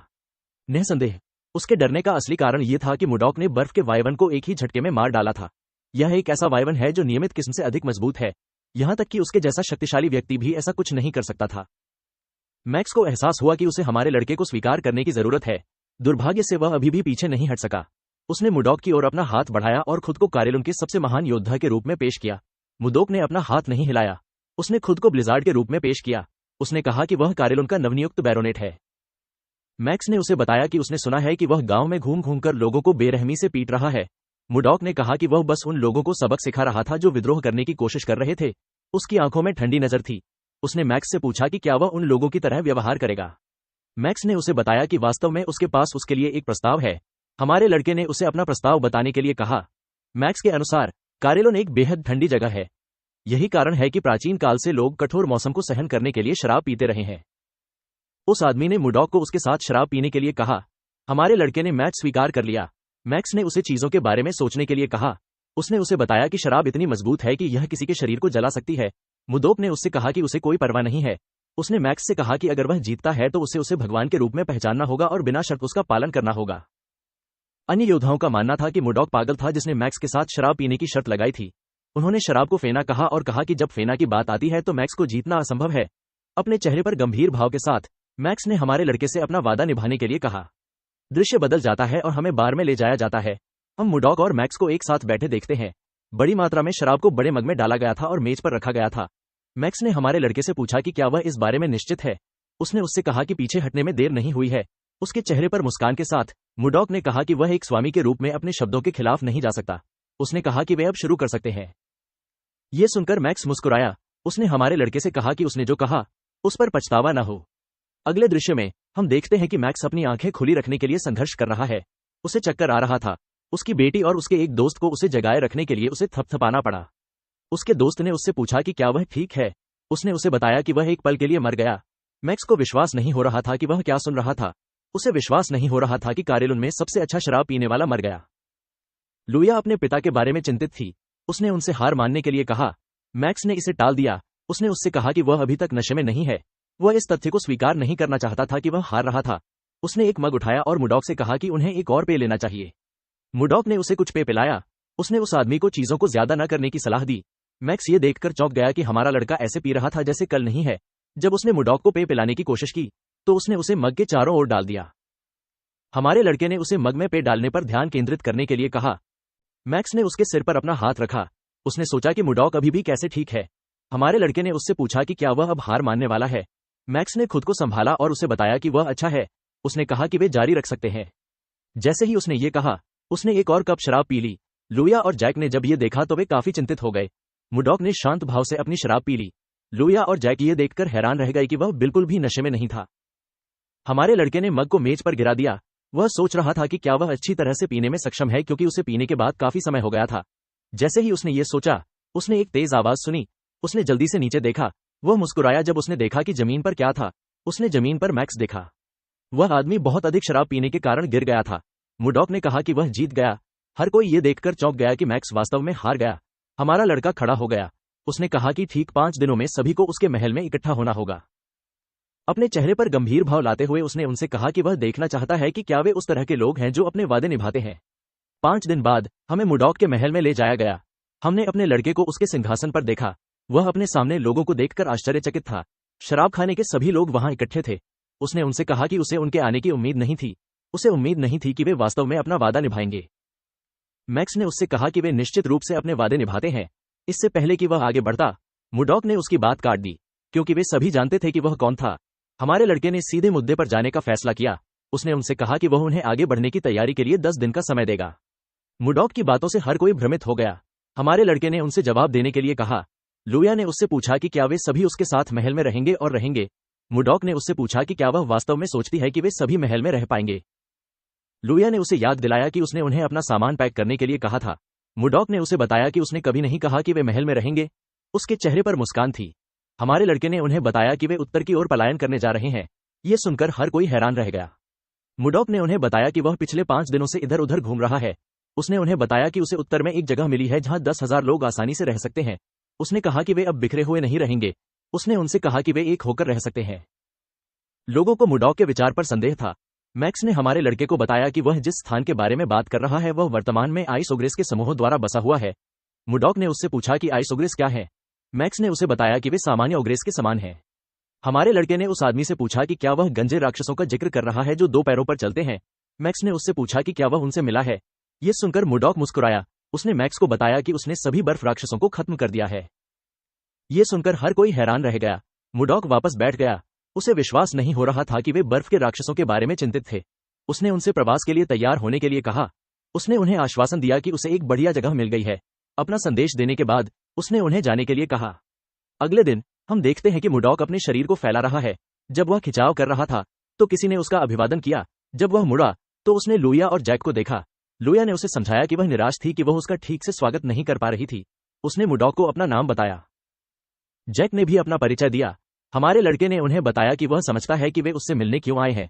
उसने उन्हें बताया कि वह वास्तव में उन्हें बुलाने जा रहा था। ये सुनकर वे दोनों आश्चर्यचकित हो गए। मुडॉक ने उन्हें आश्वासन दिया कि यह कोई बड़ी बात नहीं है। उसने उनसे बहुत घबराने के लिए नहीं कहा। चेहरे पर मुस्कान के साथ उसने उन्हें अपने पीछे आने के लिए कहा। हमारा लड़का उन दोनों को महल के दूसरे हिस्से में ले गया। जब वे वहां पहुंचे, लुइया और जैक ने कुछ चौंकाने वाला देखा। उन्होंने बर्फ के वाइवन में बच्चों को देखा। लुइया ये देखकर नाराज हो गई कि यह मुडॉक ही था जिसने अंडे छीने। उसने उससे पूछा कि क्या वह जानता है कि उन्होंने उन्हें पाने के लिए कितनी मेहनत की है। उसने उससे पूछा कि उसने ऐसा क्यों किया। उसके चेहरे पर मुस्कान के साथ मुडॉक ने उनसे उस व्यक्ति को बताने के लिए कहा जिसने उन्हें उस दिन बचाया था। लुइया और जैक को नहीं पता था कि क्या कहें। जब जैक ने मुडॉक को डांटने की कोशिश की तो उसने उसे काट दिया।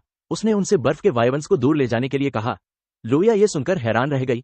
उसने उससे पूछा कि क्या वह निश्चित है। मुडॉक ने उसे समझाया कि वह उन्हें पालने के बारे में सोच रहा है, लेकिन वे बहुत अधिक खाते हैं और बहुत तेज और शोर करते हैं। उसने कहा कि वह उनके साथ सीधे नहीं सोच सकता।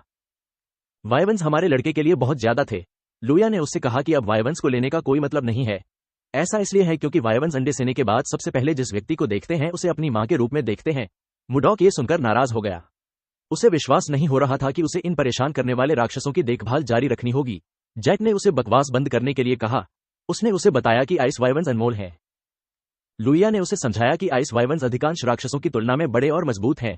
उसने उससे कहा कि उसके पास बहुत शक्तिशाली प्राणियों को पालने का अवसर है। जैक ने कहा कि उसने वाइवन्स को ठीक से प्रशिक्षित किया होगा और आराम से टैक्सटन के लिए उड़ान भरी होगी। मुडॉक ने उससे पूछा कि टैक्सटन कहाँ है।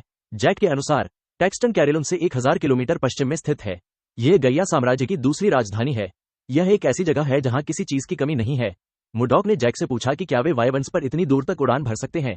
जैक ने कहा कि उन्हें वहां पहुंचने में सक्षम होना चाहिए और 1 घंटे में वापस आना चाहिए। ये सुनकर हमारा लड़का हैरान रह गया। उसने लुइया से पूछा कि वह बताए कि वह वाइवन्स को कैसे वश में कर सकता है।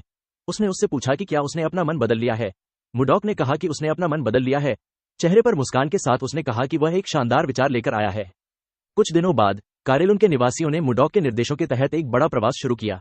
जब वे चल रहे थे, सबीना अपने मालिक के पास भाग गई। उसने उसे बुलाया। मुडॉक घूम गया। लड़की ने उसे बताया कि लोगों को कठिन समय का सामना करना पड़ रहा है। हमारे लड़के को यह सुनकर कोई आश्चर्य नहीं हुआ। ये लोग लगातार 3 दिनों से पलायन कर रहे हैं। मुडॉक को एहसास हुआ कि अभी भी ऐसे लोग हैं जो उस पर भरोसा नहीं करते हैं और अभी भी झिझक रहे हैं। वह जानते थे कि ये लोग अपने गंतव्य पर पहुंचने के बाद जल्द ही अपना मन बदल लेंगे। उन्होंने सभी का ध्यान आकर्षित किया। उन्होंने उनसे वहां रुकने के लिए कहा, भले ही यह कठिन हो। उन्होंने उन्हें आश्वासन दिया कि वे लगभग वहां हैं।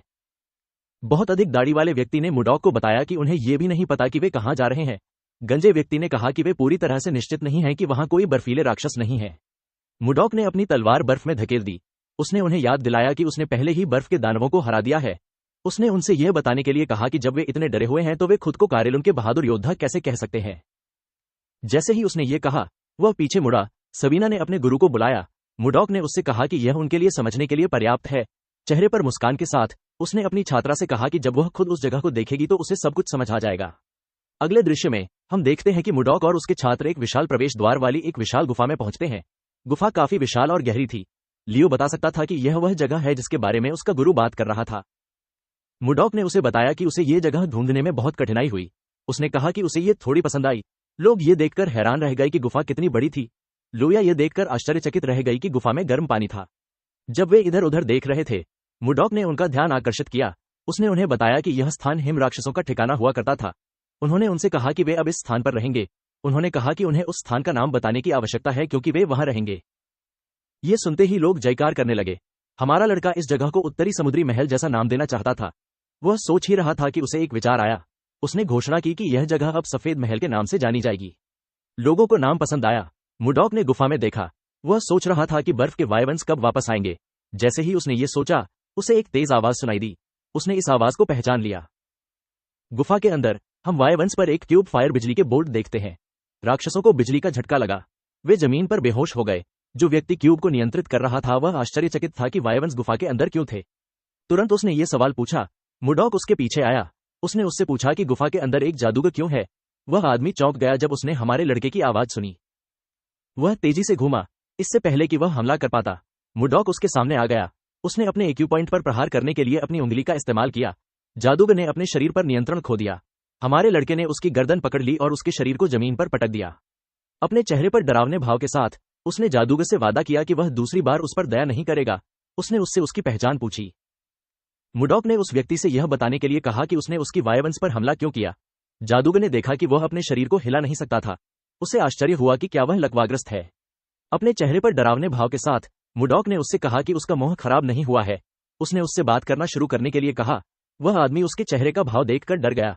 उसने कहा कि वह बात करेगा। उन्होंने अपना परिचय काउंट जेरोम वॉन कैरियोइन के रूप में दिया। मुडॉक को उम्मीद नहीं थी कि वह आदमी गिनेगा। उसने उसे बताया कि वह एक बैरोनेट है। जैसे ही उसने ये सुना, जेरोम को एहसास हुआ कि हमारा लड़का ब्लिजार्ड के नाम से जाना जाने वाला आदमी है, जिसने राजा की जान बचाई और एक उपाधि और एक भूमि प्राप्त की। मुडॉक को उम्मीद नहीं थी कि वह उसे जानेगा। हमारे लड़के को एहसास हुआ कि कुछ गड़बड़ है। उसने जेरोम से पूछा कि क्या वह पूर्व स्वामी है जो यहां नियुक्त किया गया था और लोगों ने उसे बाहर निकाल दिया था। काउंट ने उसे बताया कि उसकी अपनी परिस्थितियां हैं। मुडॉक ने उसे बताया कि यह उसका काम नहीं है। वह जेरोम को करीब ले गया और उससे कहा कि वह कुछ समय से उससे खुलकर बात कर रहा है। जादूगर ने उसे बताया कि वह अब अपनी पहचान से अवगत है और वह जानता है कि वे एक ही पक्ष में है। मुडॉक ने उसे कोई जवाब नहीं दिया। जेरोम ने उससे पूछा कि क्या उसने कुछ गलत कहा है। हमारे लड़के ने उसका सिर पकड़ लिया और उसे बताया कि वह गलत है। वह आदमी दर्द से चिल्लाया। मुडॉक ने उससे कहा कि उसे समानता की परवाह नहीं है। उन्होंने उसे याद दिलाया कि वह अपनी जिम्मेदारी पूरी करने में विफल रहा है। उसने उससे कहा कि उसे उपाधि ठुकरा देनी चाहिए थी। मुडॉक ने उससे कहा कि समानता उसके लिए कोई मायने नहीं रखती। काउंट ने हमारे लड़के से उसे बख्शने की विनती की। मुडॉक ने उससे कहा कि वह उसे एक बार के लिए विशेष उपचार देगा। उसने उसे सलाह दी कि वह उससे दोबारा लड़ने के बारे में न सोचे। जैसे ही उसने ये कहा, मुडॉक ने अपने एक्यू पॉइंट पर दबाव जारी कर दिया। उसने जेरोम से कहा कि वह अब अपने शरीर को हिला सकता है। वह आदमी जल्दी से अपने घुटनों पर बैठ गया। वह जोर जोर से सांस ले रहा था, अपने चेहरे पर एक भयानक भाव के साथ। मुडॉक ने उससे कहा कि अगर उसने कुछ भी बेवकूफी भरी बात कही तो वह उसे गंभीर रूप से मार डालेगा। जेरोम ने उसे आश्वासन दिया कि वह ऐसा कुछ नहीं करेगा। हमारे लड़के ने अपने वायवंश की ओर इशारा किया और जेरोम से उन्हें ठीक करने के लिए कहा। उसने उससे कहा कि वह उन्हें ठीक करने के बाद बाहर आ सकता है। जेरोम ये सुनकर आश्चर्यचकित रह गया कि उसे उन्हें ठीक करना होगा। मुडॉक ने उससे कहा कि वह लोगों को परखने में उत्कृष्ट है। उसने जेरोम से कहा कि उसमें भगवान के सामने जादू का उपयोग करने की बहुत हिम्मत है। उसने उसे अपना सर्वश्रेष्ठ करने के लिए कहा। जैसे ही उसने ये कहा, वह मुड़ा। जेरोम ने उसे रोकने की कोशिश की लेकिन हमारे लड़के ने उसे वहीं छोड़ दिया। काउंट जमीन पर गिर गया। उसे एहसास हुआ कि कुछ गंभीर रूप से गलत था। अगले दृश्य में हम मुडॉक और जेरोम को एक तंबू में देखते हैं। हमारे लड़के ने उस आदमी से कहा कि वह चाहता है कि वह राजा को एक पत्र भेजे। जेरोम ये सुनकर आश्चर्यचकित हो गया। मुडॉक ने उससे पूछा कि वह इतना आश्चर्यचकित क्यों है। उसने उससे पूछा कि क्या राजा को पत्र भेजना वास्तव में मुश्किल है। जेरोम ने उसे बताया कि पत्र कोई समस्या नहीं है। उसने मुडॉक को याद दिलाया कि उसने उसे कर छूट के लिए एक पत्र भेजने के लिए कहा था। हमारे लड़के ने उसे समझाया कि उसे इसकी आवश्यकता है क्योंकि लोग जीविकोपार्जन के लिए अपना सर्वश्रेष्ठ प्रयास कर रहे हैं और उनके पास अतिरिक्त कुछ नहीं है। जेरोम ने मुडॉक को बताया कि अन्य रईस इसके खिलाफ होंगे। हमारे लड़के ने उससे पूछा कि वे इसके खिलाफ क्यों होंगे। जेरोम ने कहा कि यह रईसों के नजरिए से अनुचित लगेगा। यदि यह विधेयक पारित हो गया तो सरदार राजा को यह कहकर धमकाएंगे कि वे भी कर नहीं देंगे क्योंकि उनकी परिस्थितियां भी मुडॉक की तरह ही खराब हैं। जेरोम ने हमारे लड़के से कहा कि राजा उसके अनुरोध को अस्वीकार कर देगा चाहे वह उसका कितना भी पक्ष ले। ये सुनकर मुडॉक को और अधिक यकीन हो गया कि रईस राज्य की समस्या है और ड्यूक इकारस उन्हें नियंत्रित करने वाला है। उन्होंने जेरोम से इस विचार को स्थगित करने के लिए कहा। यह सुनकर काउंट को राहत मिली। मुडॉक उनके करीब चला गया और उनके साथ एक और विचार साझा किया। जेरोम उनके विचार को सुनकर आश्चर्यचकित हो गए। उन्होंने मुडॉक से पूछा कि क्या यह संभव है। हमारे लड़के ने उनसे कहा कि यह असंभव नहीं है। जेरोम ने कहा कि यह काम कर सकता है क्योंकि यह वही मामला है।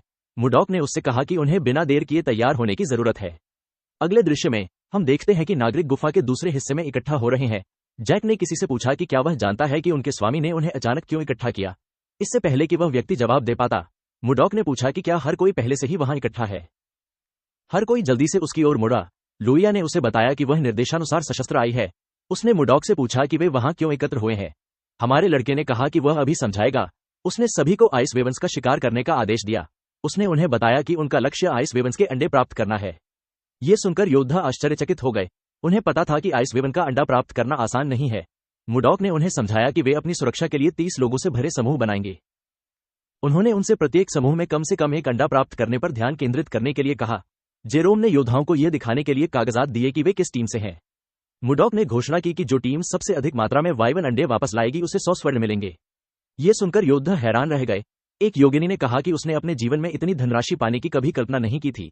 जैक ने मुडॉक से पूछा कि क्या वह वास्तव में उन्हें अंडों के लिए इस तरह का इनाम देगा। मैक्स ने मुडॉक से पूछा कि क्या वह वास्तव में उन्हें अंडों के लिए 100 सोने का भुगतान करेगा। हमारे लड़के ने उससे कहा कि वह कभी भी ऐसा वादा नहीं करता जिसे वह पूरा नहीं कर सकता। उसने कारेलन के योद्धाओं से पूछा कि क्या वे इस कार्य के लिए तैयार हैं। योद्धा खुश होने लगे। उन्होंने मुडॉक से इसे उन पर छोड़ने के लिए कहा। जब वे जयकार कर रहे थे, मुडॉक ने जेरोम को 10 दिनों तक प्रत्येक टीम का अनुसरण करने और उपयोगी लोगों पर नजर रखने का आदेश दिया। उन्होंने कहा कि वह बाद में इन लोगों का उपयोग विभिन्न कार्यों के लिए करेंगे। जेरोम ने मुडॉक से पूछा कि क्या वह एक नाइट ऑर्डर बनाने के बारे में सोच रहा है। यह सुनते ही हमारा लड़का उसकी ओर मुड़ा। वह आदमी आश्चर्यचकित हुआ कि क्या उसने कुछ गलत कहा है। मुडॉक को एहसास हुआ कि जेरोम एक बहुत ही उपयोगी व्यक्ति है। भले ही जब वह उनके साथ शामिल हुआ तो उसने उसे नौकरी दी थी। वह आदमी अपने कार्यों को अच्छी तरह से कर रहा है। वह हमारे लड़के की कुछ बातों से उसके इरादों को समझने में भी सक्षम था। मुडॉक ने जेरोम से कहा कि वह सही है। उसने कहा कि उसने सुना है कि प्रभु के लिए एक शूरवीर आदेश होना चाहिए। जेरोम ने उसे बताया कि वह सही है।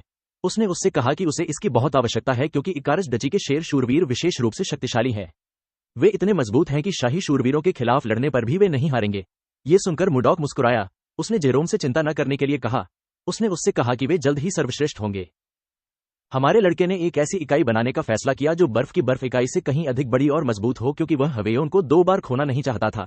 उसके चेहरे पर मुस्कान के साथ मुडॉक ने योद्धाओं को शिकार शुरू करने का आदेश दिया। अगले दृश्य में हम एक समूह को एक वायवन का पीछा करते हुए देखते हैं। मुडॉक ने उन्हें अब हमला करने का आदेश दिया। तुरंत उसने आदेश दिया। लुया, जैक और योगिनी एक चट्टान से नीचे कूद गए। लुया ने राक्षस पर अपने तीर चलाए। जैक ने अपनी कुल्हाड़ी से उसकी पूंछ काट दी। मैक्स ने अपने हाथ को अपनी ऊर्जा से ढक लिया और उसका उपयोग राक्षस के सिर पर मारने के लिए किया। उसने दूसरी इकाई से जाल फेंकने के लिए कहा। योद्धाओं ने तुरंत राक्षस पर लोहे का जाल फेंका। जाल ने राक्षस के सिर को ढक दिया और उसे जमीन पर खींच लिया। मुडॉक ने जेरोम से कहा कि यह बहुत अच्छा चल रहा है। उस आदमी ने कहा कि वे कई दिनों से शिकार कर रहे हैं। उसने कहा कि उनके हाथ और पैर पहले से ही सही तालमेल में है। जेरोम को हमारे लड़के का विचार साहसिक लगा। उसने आइस वाइवन के अंडे चुराने और उसे वश में करने के बारे में कभी नहीं सोचा था, जबकि वह अभी भी बच्चा है। अगर सब कुछ ठीक रहा तो वे आइस वाइवन की मदद से चमड़े और हड्डियों जैसे शिकार के सामान को दूर के शहरों में ले जाने और बेचने में सक्षम होंगे। मुडॉक ने अपने योद्धाओं को खुश होने के लिए कहा। उसने उन्हें याद दिलाया कि यदि वे बहुत सारे अंडे वापस लाएंगे तो उन्हें एक बड़ा इनाम मिल सकेगा। ये सुनकर योद्धा प्रेरित हो गए। उन्होंने शिकार जारी रखने का फैसला किया। जेरोम को यह आश्चर्यजनक लगा कि हमारे लड़के ने बेकाबू कारेलुन योद्धाओं को एक में एकजुट कर दिया। उसे विश्वास नहीं हो रहा था कि वे एक साथ राक्षसों का शिकार कर रहे थे।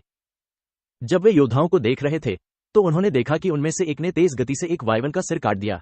राक्षस को कोई मौका नहीं मिला। उस व्यक्ति के साथियों ने इसके लिए उसकी सराहना की। उन्होंने उसे गेल के रूप में संदर्भित किया। हमारा लड़का भी उसके कौशल से प्रभावित हुआ। उसने जेरोम से पूछा कि वह आदमी कौन है। जेरोम ने उसका नाम देखने के लिए अपनी किताब खोली। उसने मुडॉक को बताया कि उस आदमी को शुअर्ट गेल के नाम से जाना जाता है। मुडॉक का मानना था कि वह आदमी प्रसिद्ध है क्योंकि उसका उपनाम है। जेरोम ने उसे बताया कि वह सही है। उसने कहा कि गेल आम लोगों का नायक है। वह दुष्ट कुलीन घरों पर छापा मारता है और गरीबों को छापे की लूट देता है। मुडॉक ने जेरोम से उसे यह बताने के लिए कहा कि ऐसा आदमी यहाँ क्यों है। जेरोम ने उसे बताया कि गेल एक बार जाल में फंस गया था।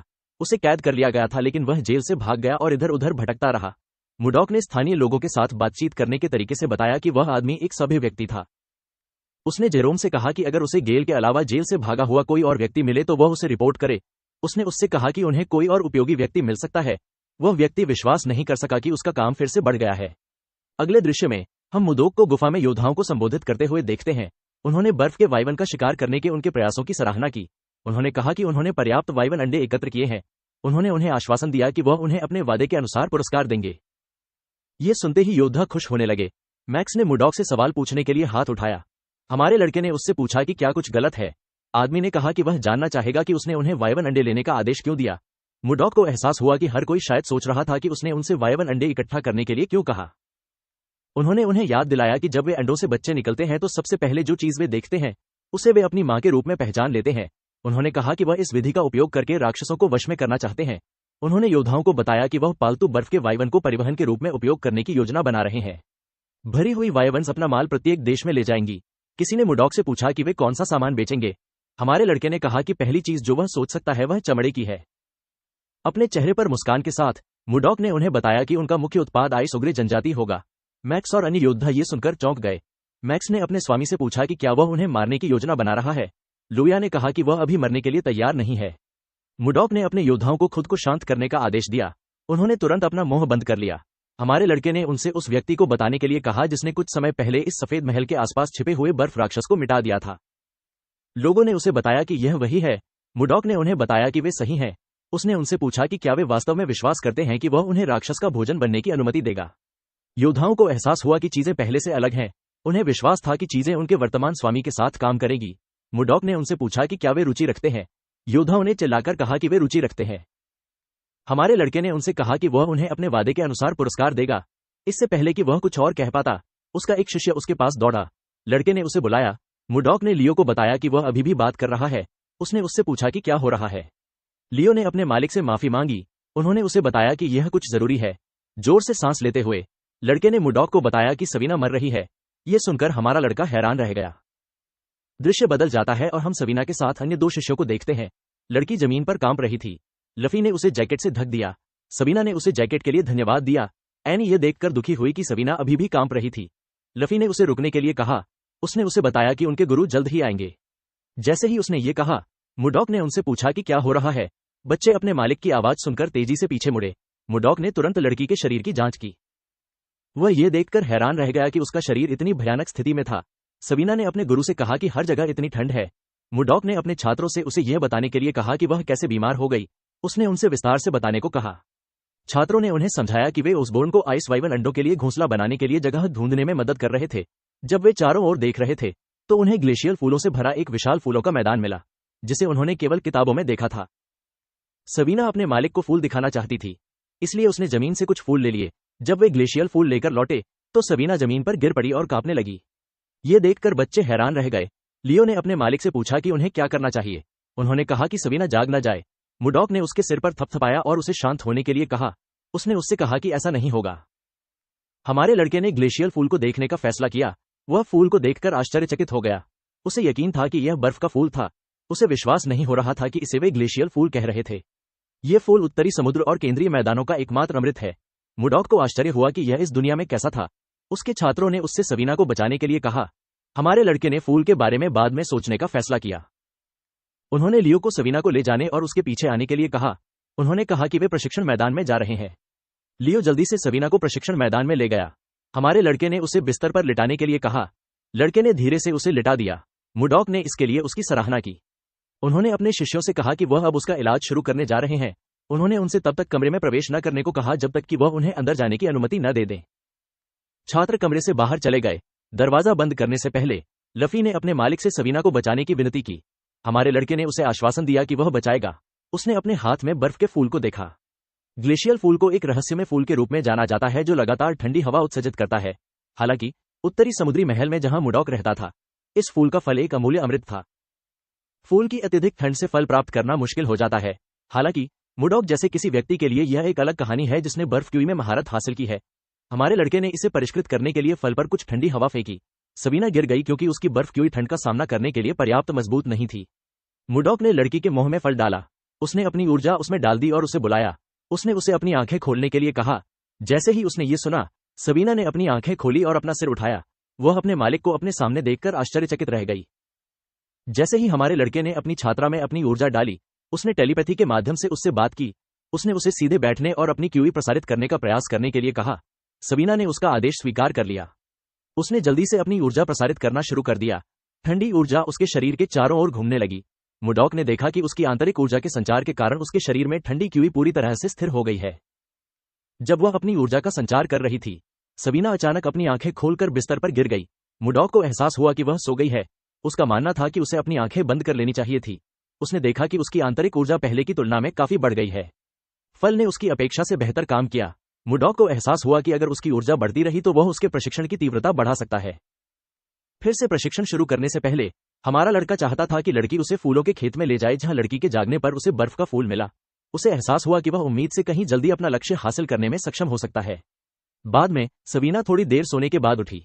आइस वाइवन के अंडों की कटाई के बाद सफेद महल को एक बड़े पुनर्गठन से गुजरना पड़ा। मुडॉक ने जेरोम द्वारा दी गई सूची की जांच की और अपने स्वयं के विशिष्ट शूरवीर आदेश का आयोजन किया, जिसे बर्फीला तूफान शूरवीर आदेश के रूप में जाना जाता है। उन्होंने योद्धाओं को बर्फीला तूफान शूरवीर आदेश से संबंधित शक्तिशाली पुरुषों के रूप में बढ़ाने का वादा किया। शुअर्ट को आदेश के कप्तान के रूप में नियुक्त किया गया। मुडॉक ने इस नए स्थान पर एक स्कूल और एक अस्पताल बनाया। उन्होंने रेस्तरां, बार और कपड़े की दुकानें भी बनाई। सब कुछ हमारे लड़के की योजना के अनुसार चल रहा था। प्रशिक्षण सुविधा को लोगों की क्षमताओं के अनुसार समायोजित किया गया था। अगले दृश्य में हम मुडॉक और जेरोम को बात करते हुए देखते हैं। हमारे लड़के ने जादूगर से कहा कि अगर वह इसे सुधारना चाहता है तो उसे लोगों को संगठन के साथ जोड़ना होगा। जादूगर ने उसे बताया कि वह सही है। ओसबोर्न को व्हाइट कैसल सुरक्षा बलों में रखा गया था और जेरोम को हमारे लड़के के सहायक के रूप में नियुक्त किया गया था। जेरोम ने मुडॉक को याद दिलाया कि उसे अभी भी लोगों को जादू सिखाना है। हमारे लड़के ने उससे पूछा कि क्या उसे ये पद नहीं चाहिए। उस आदमी ने कहा कि वह नहीं चाहता है। मुडॉक ने उसे कमीना कहा और उसे अपना उत्तर दोहराने के लिए कहा। उसने उस पर कुछ कागज फेंके। जेरोम कुछ नहीं कह सका। उसे लगा कि उसे उसके काम के लिए 10 लाख सोना दिया जाना चाहिए। मुडॉक ने कहा कि वह एक गश्ती इकाई बनाना चाहता है। गश्ती इकाई सफेद महल के बाहरी हिस्से की सुरक्षा के लिए जिम्मेदार है। यह कार्यलुन की खोज करने और बिखरे हुए निवासियों को लाने के लिए भी जिम्मेदार है। मुडॉक ने कहा कि वह इस इकाई का कप्तान होगा। उसने वाइवन नाइट्स नामक एक और सशस्त्र समूह बनाने का फैसला किया। जैक ने मुडॉक से विनती की कि वह उसे इस समूह में शामिल होने की अनुमति दे। हमारे लड़के को नहीं पता था कि वह सही निर्णय ले रहा है या नहीं। फिलहाल वयस्कों को ले जाने के लिए कोई भी वाइवन इतना बड़ा नहीं था, इसलिए समूह को रोक दिया गया था। एक बार वाइवन शूरवीरों की संख्या तय हो जाने के बाद शेष अंडे कार्यलुन व्यापारियों द्वारा उपयोग किए जाएंगे। मुडॉक ने लूया को बताया कि यह एक रहस्य है कि वह व्यापारियों का प्रमुख है। उसने लड़की से कहा कि वह उसकी प्रॉक्सी के रूप में काम करेगी। लुइया ने उसका प्रस्ताव स्वीकार कर लिया। कुछ दिनों बाद हम जेरोम को कहीं भागते हुए देखते हैं। वह एक ब्रीफकेस ले जा रहा था। उसे याद आया कि मुडॉक ने उससे कहा था कि वह अपना काम का बोझ कम कर देगा। उसे आश्चर्य हुआ कि आज चीजें कितनी परेशानी वाली होंगी। सोचते सोचते वह एक कमरे में चला गया। उसने देर से आने के लिए माफी मांगी। मैक्स ने उससे चिंता न करने को कहा। उसने कहा कि बैठक अभी शुरू हुई है। जब जेरोम ने चारों ओर देखा तो उसे कुछ अजीब लगा। सबीना भी कमरे में थी। उसे याद आया कि लड़की हाल ही में अस्वस्थ थी। उसे आश्चर्य हुआ कि वह वहां क्यों थी। मुडॉक ने उसे बैठने के लिए कहा। उसने ओसबोर्न को अपनी रिपोर्ट जारी रखने के लिए कहा। ओसबोर्न ने कहा कि सुरक्षा इकाई लंबे समय से नहीं है और फिर भी उन्होंने पहले ही 20 लोगों को जेल में बंद कर दिया है। समस्या यह है कि इनमें से आधे से ज्यादा लोग भगोड़े हैं जो बाहर से आए हैं। मैक्स खड़ा हुआ और उसने अपने स्वामी से कहा कि ये लोग अपराधी हैं। उसने मुडॉक से उन्हें बंद रखने के लिए कहा ताकि वे कोई परेशानी न पैदा करें। मुडॉक ने उससे पूछा कि क्या उन्हें उसे बंद करके शुरुआत करनी चाहिए। उन्होंने उस व्यक्ति को याद दिलाया कि वह उस विद्रोह का मुख्य अपराधी है जिसने जेरोम जैसे पूर्व नेताओं को बाहर कर दिया था। मैक्स ने कहा कि यह अलग है। उन्होंने कहा कि केंद्रीय रईसों से कारेलुन की रक्षा करना आत्मरक्षा थी। मुडॉक ने उससे पूछा कि क्या वह अपने कार्यों को एक महान संघर्ष मानता है और शोट के कार्यों को छोटी मोटी चोरी मानता है। मैक्स को एहसास हुआ कि वह तर्कहीन हो रहा था। उसने शोट से अपने कृत्य के लिए माफी मांगी। उस व्यक्ति ने मैक्स से कहा कि वह यह न भूले कि आम लोगों की पीड़ा का कारण क्या है। उसने उससे कहा कि वे इस पर बाद में चर्चा करेंगे क्योंकि वे एक बैठक में हैं। मुडॉक को उम्मीद नहीं थी कि मैक्स इतना संकीर्ण सोच वाला होगा। उसने दूसरों से पूछा कि क्या उनके पास साझा करने के लिए कोई अन्य राय है। सबीना ने उससे पूछा कि क्या वह अपनी राय साझा कर सकती है। हमारे लड़के ने उसे आगे बढ़ने के लिए कहा। सबीना ने मुडॉक को बताया कि मैक्स की इस तरह की प्रतिक्रिया के लिए ग्रामीणों के पास भगोड़ों के बारे में एक भयानक दृष्टिकोण होना चाहिए। हमारा लड़का उससे सहमत था। लड़की ने उसे याद दिलाया कि उन्हें कल राक्षस का शिकार शुरू करना होगा। मुडॉक ने उससे पूछा कि इसका किसी भी चीज से क्या लेना देना है। सबीना ने सुझाव दिया कि वे कैदियों को शिकार में सबसे आगे रखें। यह सुनकर हर कोई हैरान रह गया। मुडॉक को वास्तव में यह विचार पसंद आया। उसने सबीना को बात जारी रखने के लिए कहा। दोस्तों, हम अपने वीडियो के अंत पर आ गए हैं। यदि आप लोग इस पुनर्कथन के बारे में और अधिक जानना चाहते हैं तो मुझे टिप्पणी अनुभाग में बताएं। अधिक पुनर्कथन के लिए लाइक करना और सब्सक्राइब बटन दबाना न भूलें। बाद में मिलते हैं।